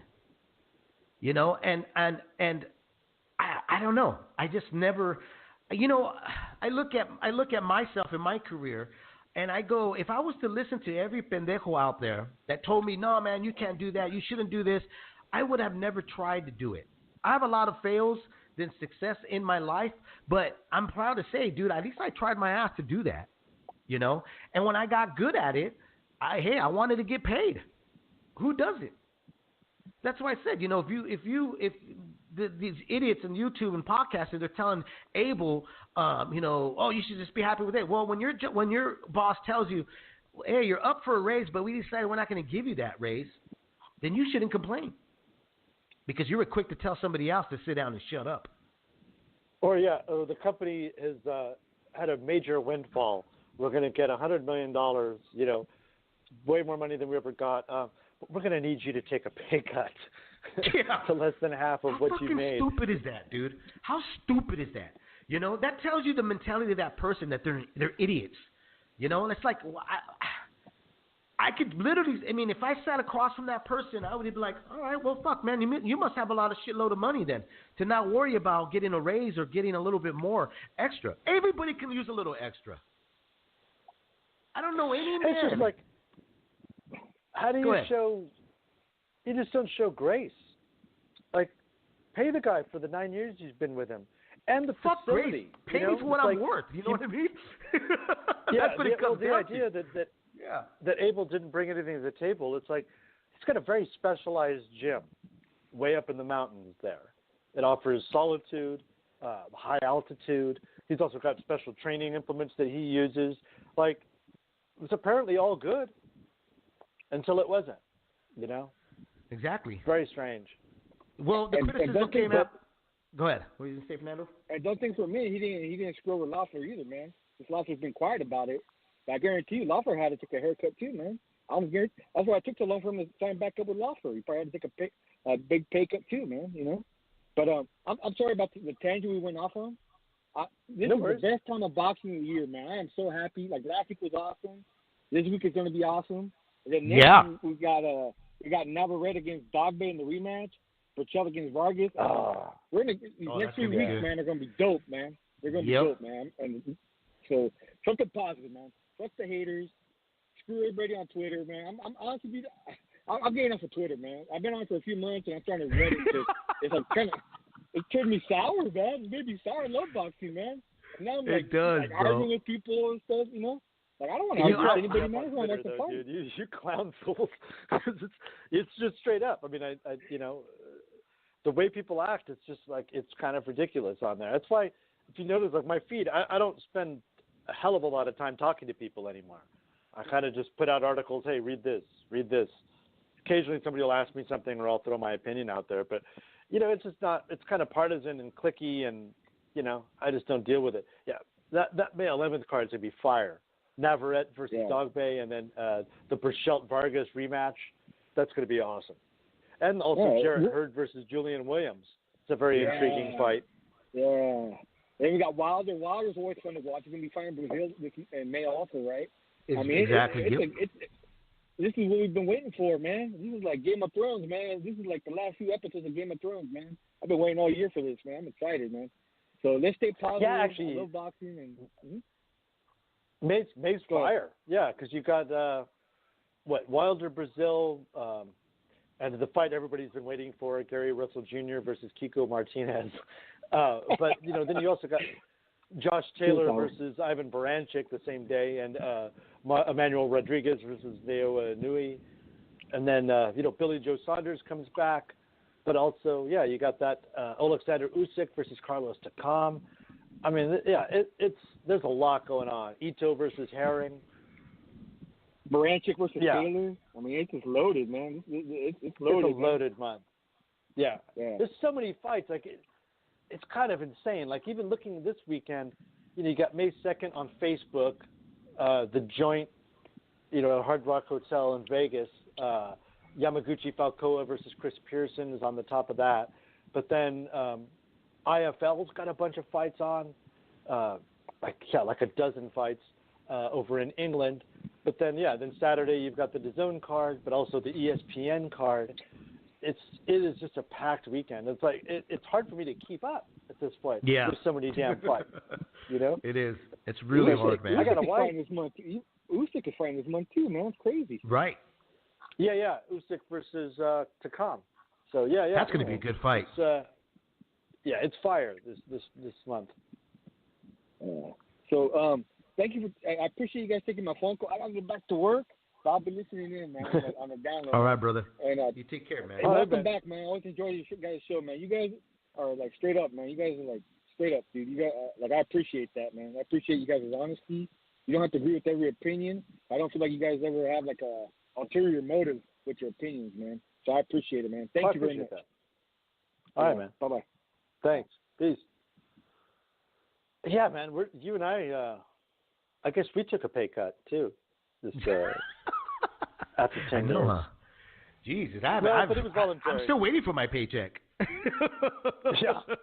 Well, I walked away from the embarrassment of riches that was my Max Boxing paycheck, right, and decided to walk away. But I really don't miss it. I have to be honest. Every once in a while, I'm like, man, that would be pretty cool to be at that fight. But then I'm like, I hate Vegas. Like, the last time I was there, we went into a casino, and it just was like, now I smell like smoke. And like I don't really drink that much, so my wife doesn't really drink. Like, we'll have like one. So like Vegas doesn't really hold much excitement for me anymore. And being at the big fights and having to write a bunch of stuff doesn't really do it for me. But I do love the sport, and I do love talking about the issues in the sport. That's why we'll probably always be here. But definitely no ulterior motives. Especially if you're independent. I was independent, so I had to pay my own way when I used to cover fights. Go out to Vegas or go out to Reno, Tashi Palace, go out to LA. I had to pay my way. I was trying to get my name out there, so I spent a lot of money. And every trip, when I see other guys, going, oh, I respect this guy because his hustle's there, and if you live there, that's cool. I mean, if you're a drive away, you can do it and stuff, That's why folks move out there with stuff if they're going to cover the sport. But, I stopped doing it because I was spending between $600 to $1,000 just to cover an event by myself. Hotel, food, drive. It's ridiculous, Max Boxing was barely paying me enough to pay my rent. Right. That was it. Everything else was like doing other side freelance jobs outside of boxing to make my way. And that was fine. It was like all I really wanted to do was write about boxing and be in that sport. I kind of decided I want to put acting on hold so I could really do this job the way Steve was doing it. That's what his challenge was to me when he hired me. Was like, don't be just happy you got this job. Try to keep up with me. Try to do better than me. And I did that, I think. But I guess I can say this now. I always said that I wouldn't really talk about it, but now that the company doesn't really even exist, I mean, is UCN still going? I'm pretty sure they're not, right? Because Steve went off to ESPN. ESPN. Mm-hmm. And so I was offered a job there initially. Actually, I was the first guy offered a job there. Yeah, they haven't put up a story since November of last year. So that site's done. So I'll just tell this really quickly. It's, and I'll not give a lot of details, but they had contacted me. They were going to start a channel initially, which is the late Damon Bingham, and I forget the other guy's name at the moment. But they were starting this like a channel, and they wanted me to be the head of the news division. That was the job offered. Sounds like a good paying job. Pretty exciting. Fast forward, like, I don't know, 6-8 months. Oh, and they wanted Steve Kim's number, and I gave it to them. And I was like, if my first hire would be Steve Kim. You need the best beat reporter in the game, and that's how I think of him. And so, like, cool. Hey, could I get his number to talk to him? Cool. Fast forward like 6 or 8 months, something like that.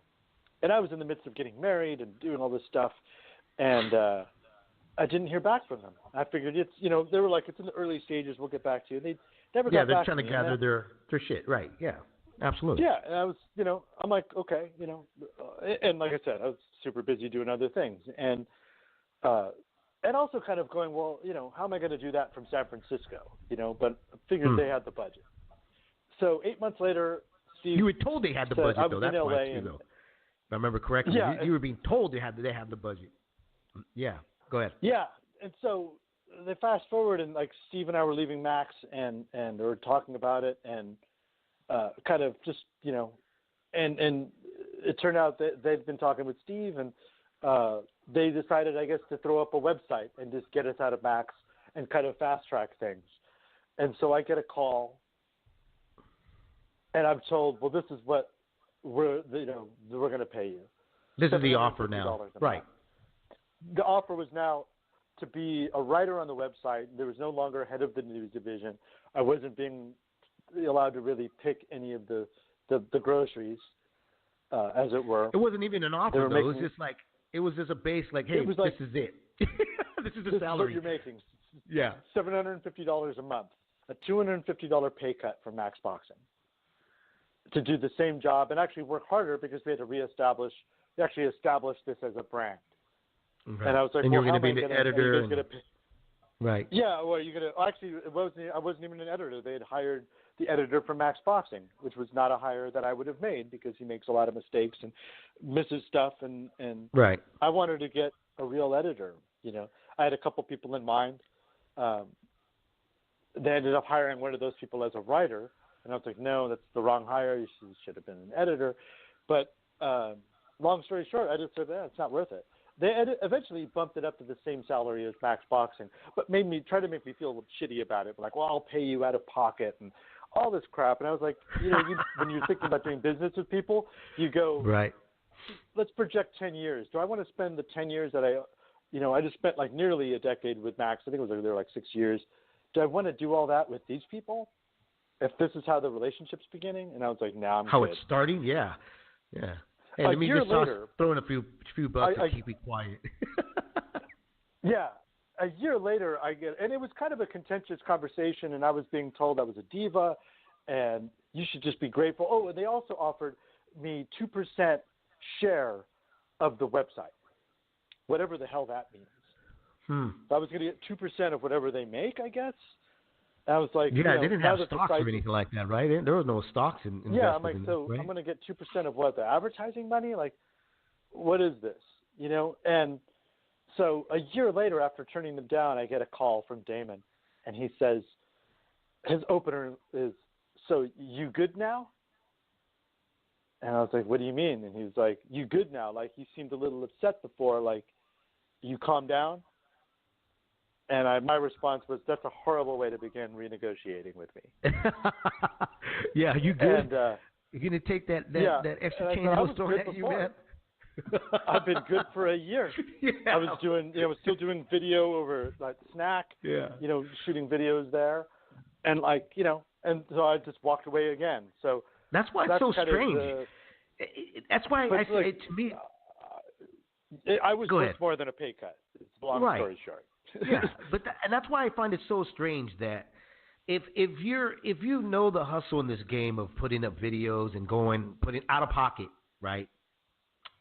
Yeah. And out of pocket means even having your internet up, trying to be updated, taking time out of your day to do some research and all that. And you having spend money. HBO and Showtime and everything. Yeah. If you have invested money, real money into what your craft is you're doing, no matter if you're a shitty podcast, shitty YouTuber, doesn't matter. If you put money into this game, I just find it so strange that you're telling somebody else, hey, be happy with what you got. You're getting $2 million, be happy with it. Take it. When yourself, man, I'm for the guy that goes, hey, man, I got you here. Obviously, a lot of folks think that I won, that I help you win these fights. I mean, I was being patted on the back numerous times, blah, blah, blah, blah, blah, blah, blah. Everything was said good about me until I'm cut from the team. Now, nobody even knew about me. You really didn't do much. You didn't. Your game plan doesn't work. Your body work wasn't. You didn't help Gennady Golovkin with his body work, et cetera, et cetera, et cetera. I just find it so strange. Like I said, if you put money into this, how can you knock down another man who's like, hey, I want to, get paid?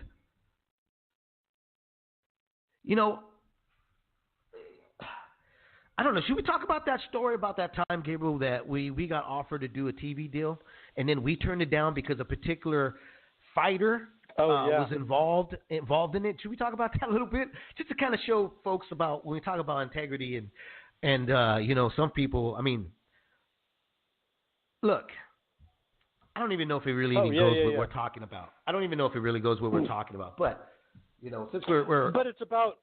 Yeah, it's about doing the right thing, I guess. Yeah, we don't mention the name of the show, but yeah, that was a weird moment. It was okay. First up, the show was a TV show that was offered to us. We did sign a disclaimer, claim on it that we couldn't mention the name. A non-compete clause. Non-compete clause. So we couldn't steal it. We couldn't steal it. Which we're not known for that. First off. But we had continued meetings with them, and we were down to the pin, right? We were there to sign it, but then when we found out there was a particular person that was involved, which that's where the money was coming from, with a high-profile fighter, very high-profile fighter, and we knew that high-profile fighter would probably intervene. I'm not sure. I mean, I have a feeling he would have, because of the stuff that we talked about. And then we're talking about the height of PEDs here. And we knew that a lot of folks wanted to shut us down. And I remember Gabriel, we had that conversation. I was like, I don't know, man. I don't think, I don't know if I'm comfortable with this. And you said, I'm not. And we walked away from it. Yeah. And we didn't stop that person from producing that show to make their money, and we certainly did not judge that one person that introduced us to the whole, negotiation. He was right there with us the whole time, and he was even blown away. I mean, he called me up. Remember, I don't remember that, but he called me. He spoke to me for like 3 hours, trying to convince me to do it. He's like, I don't understand. Like, why won't you guys do it, D?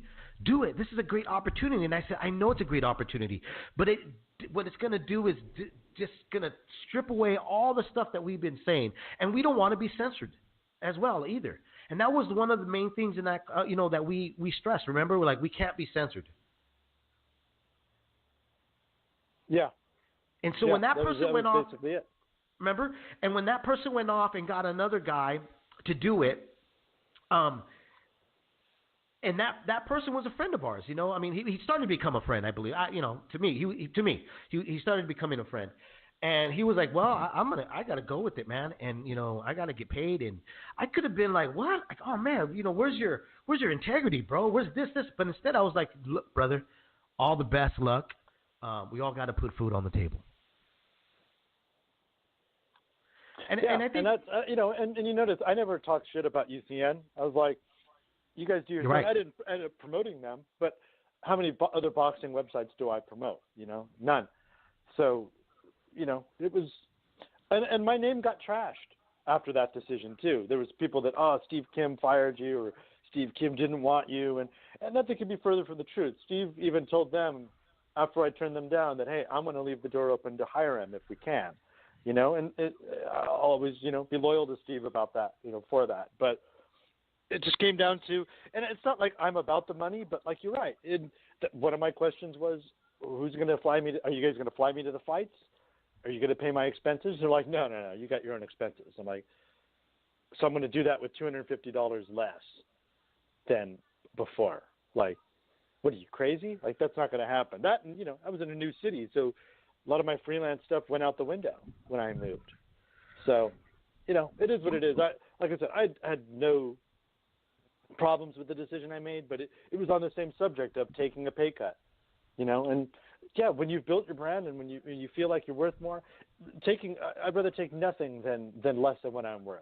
That's what Abel did. I completely understand that decision. I completely understand 100%. why he did it. Right, exactly. Because some folks are going to be like, well, he left with nothing. No, he left with something, man. It's a little bit of a, hey. Yeah, this is who I am. Yeah. And he's got a good stable left. But here's the other thing. Remember that clip? Remember when Emmanuel Stewart was kind of like a little bit mercenary and he was working with Nassim Hamed? And there was a post-fight interview. I forget which fight it was. But Emmanuel had his hand on Nassim's shoulder. And he was like, get off me, man. Like, he yelled at Emmanuel Stewart on HBO after a fight. Right. And that was like, that dude's dead to me, one. But it was like Emmanuel put himself in a position where he wasn't being fully respected. And the guy treated him that way. And I think, Abel didn't cite that to me, but it's a small community and you don't want to be treated like, you're just here for the money and you'll take whatever money they give you. And so because of that, you'll take whatever abuse they give you too. It's just especially not how... being a Mexican man. I'll put it out there. Being a Mexican man, we're very prideful people. I hate to, sometimes a little bit too much pride.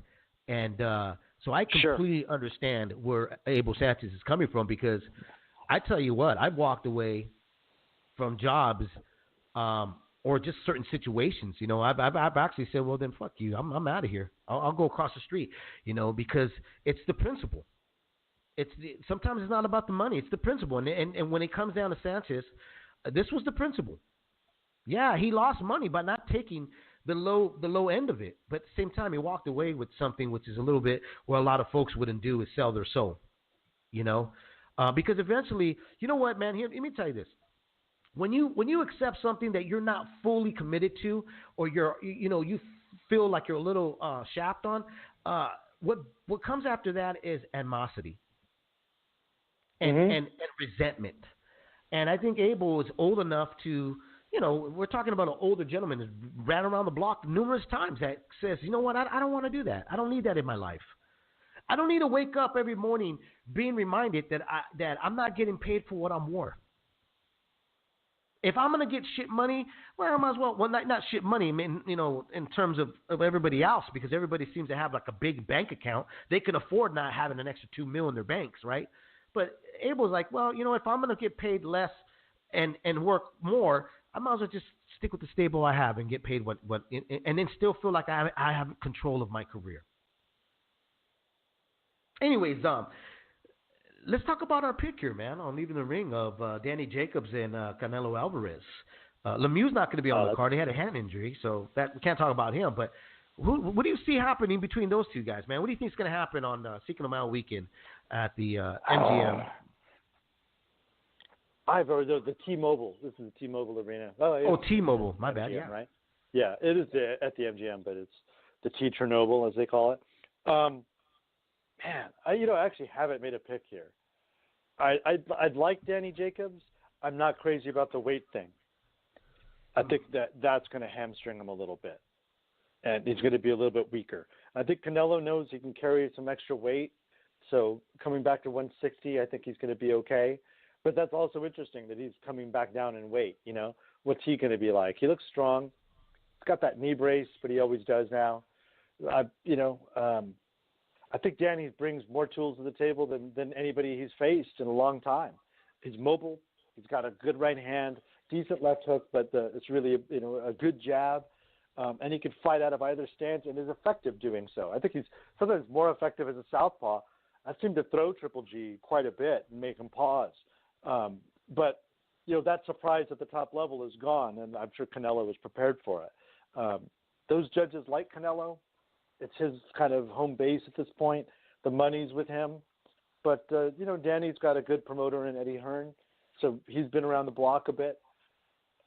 So I think kind of all things are a little bit equal here.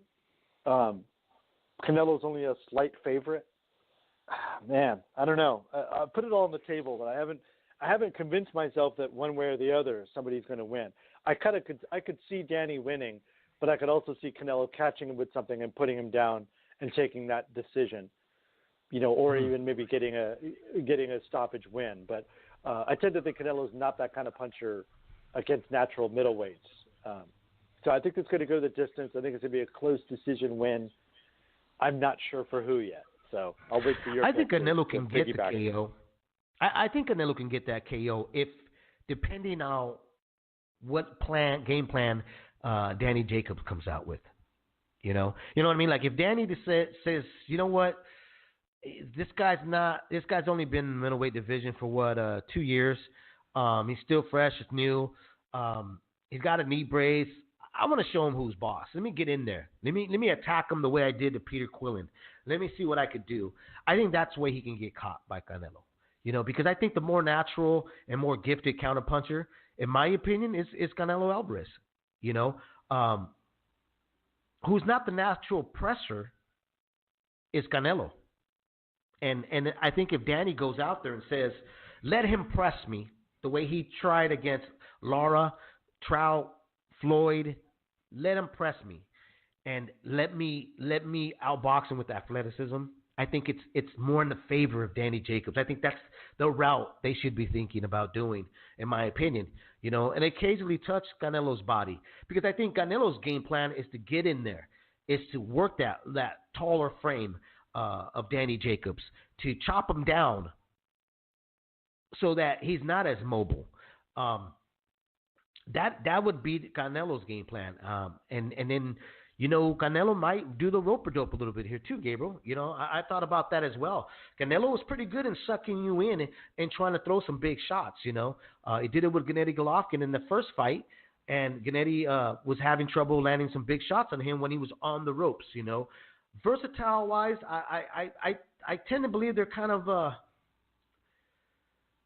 I edge versatile-wise to Danny Jacobs. We saw that when he fought Gennady Golovkin. He could box. We've seen him, when it's time to get rough, he does it.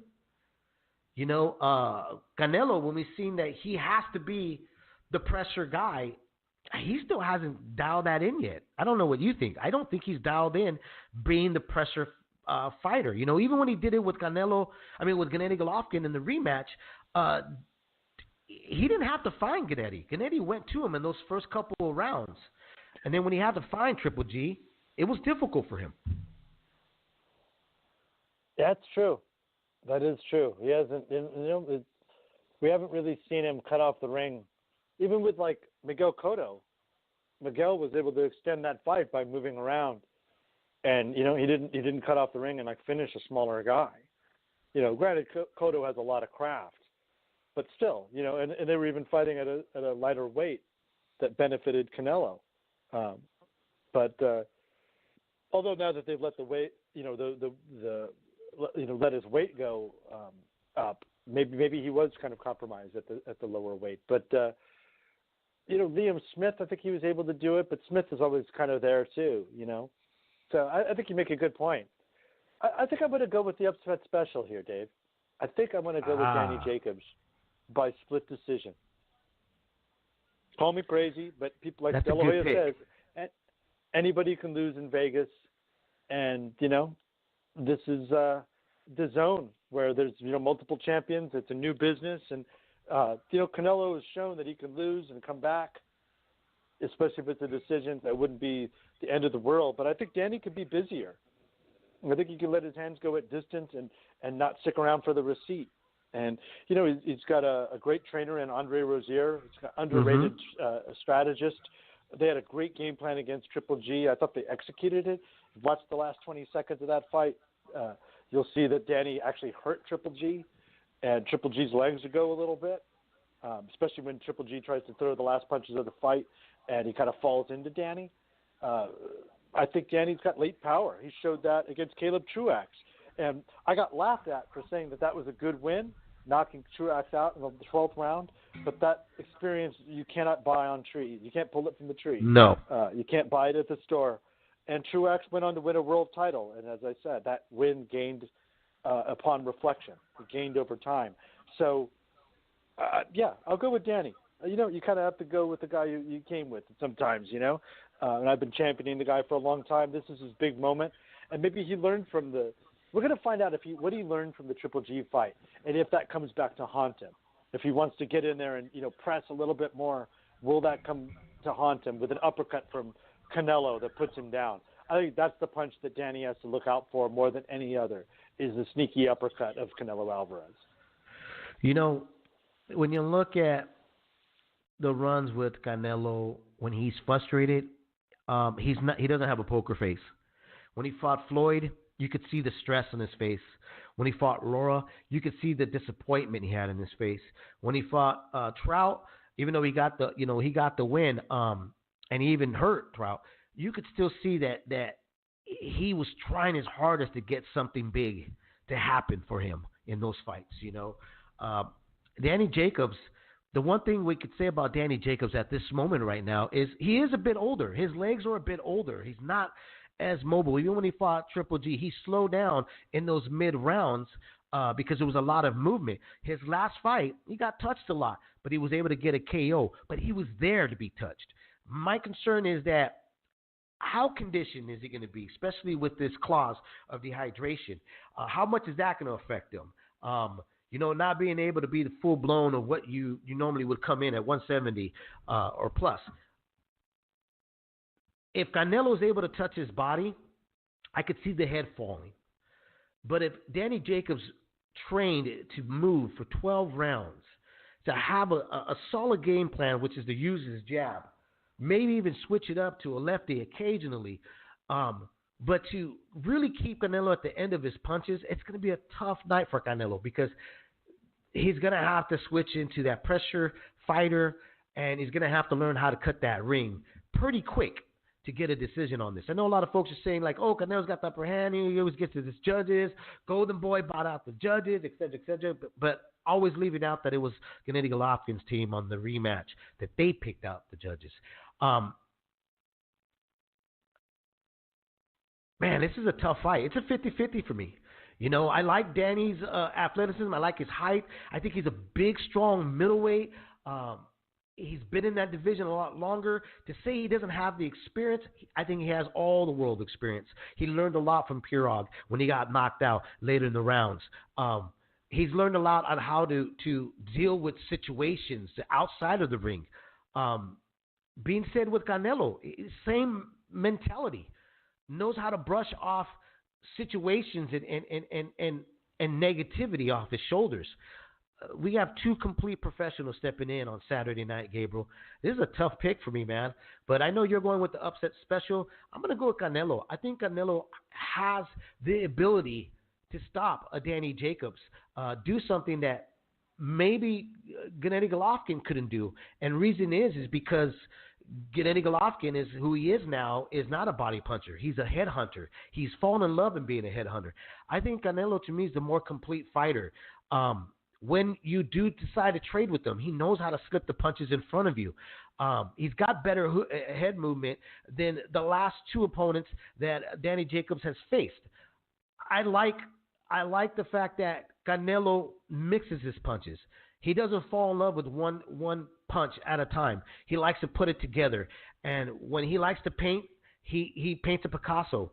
I think it's just going to be really difficult for Danny to break that rhythm.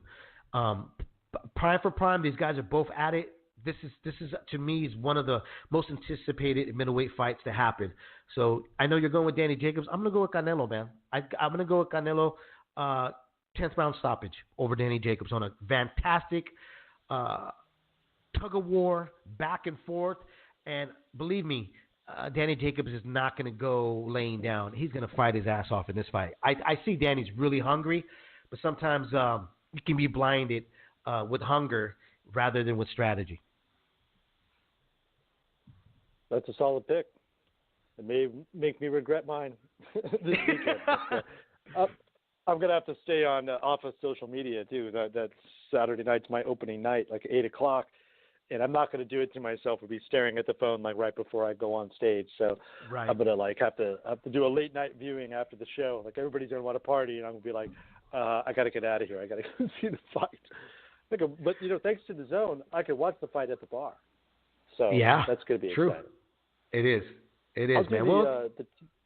The TV rundown here. We got another few minutes. It's a lot of fights. As I said before, Thursday, May 2nd at The Joint at Hard Rock Hotel and Casino in Las Vegas, Nevada. You can watch this on Facebook for free. And it's Yamaguchi Falcoa versus Chris Pearson, middleweights, 10 rounds. Stephen Butler versus Vitaly Kopalenko, middleweights, 10 rounds in action. And a bunch of other fighters, 4 other fights on that card. Friday, May 3rd, at the Eagles Community Arena in Newcastle, England on IFL. Tyrone McCullough versus Alvaro Rodriguez, super bantamweights, 10 rounds. Troy Williamson versus Ionet Trandafir Ali, junior middleweights, 8 rounds. Simon Valali versus Joan Volau, heavyweights, 6 rounds. And a bunch of other names that are hard to pronounce, some that aren't. There's like 10 other fights on that card. Then Saturday, May 4th, at the T-Mobile Arena in Las Vegas, Nevada, on DAZN. It's the death of pay-per-view with Canelo Alvarez versus Daniel Jacobs for the middleweight titles, all the belts, except for the WBO, 12 rounds of boxing. Virgil Ortiz Jr., one of my favorite prospects in the game, versus Mauricio Herrera. This is not a prospect fight. This is a step up to that ex-champion, that dude that's going to, Mauricio's well past it, but maybe he has a little bit of something to offer this kid who I really like a lot. He's a little knockout artist, but we're going to see what he's like at another level. Lamont Mauricio's got a jab, Jonathan.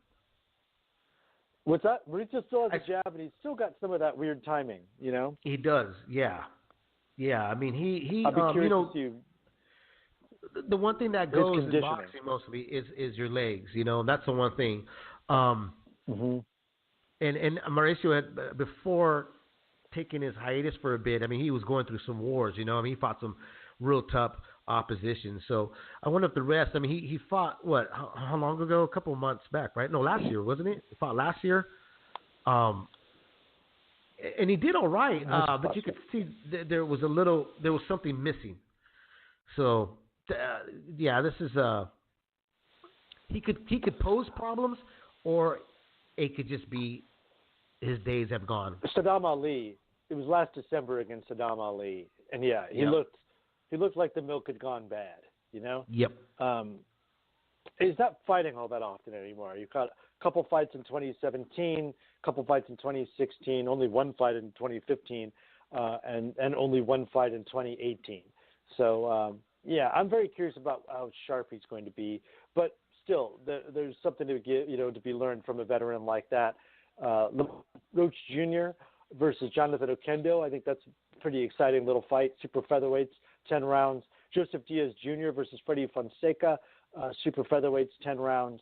Not going to be, I think Fonseca is definitely just more of an opponent. And the aforementioned Saddam Ali versus Anthony Young, and a couple other fights rounding out that card at the same time, because boxing is foolish and loves to split its audience. At the Stockton Arena in Stockton, California, ESPN presents Artur Baturiev versus Radivoje Kalajic, light heavyweights, 12 rounds. Jerwin Ancajas comes back.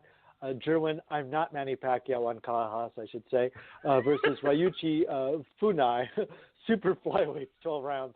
And local boy done good, one of the youngest signings ever to top rank, if not the youngest, I believe. Gabriel Flores Jr. versus Eduardo Pereira, lightweights, 6 rounds. Felix Valera versus Mario Aguilar, light heavyweights, 10 rounds. And there's 5 other fights on that card. And that is your weekend fight schedule. A whole lot of fights, man. If you want to get drunk on Cinco de Mayo or pre-game on the day before Cinco de Mayo, there's a lot of fights to be doing that too. So there you go. There you go, man. Well, again, thanks for everybody tuning in here on Leaving the Ring. Remember, don't drink and drive because you will spill your beer. Peace. Technology Truths, brought to you by Geico. Technology Truths. Truth, you think you can solve any problem by turning your computer off and on. Hey man, is something wrong with your laptop? Nah, just need to turn it off and on. It's no problem. It's smoking. Yeah, that just means it needs to reboot. Truth, it's so easy to switch and save on car insurance at geico.com. And now it's on fire. Happens all the time. It's all good. Geico, 15 minutes could save you 15% or more.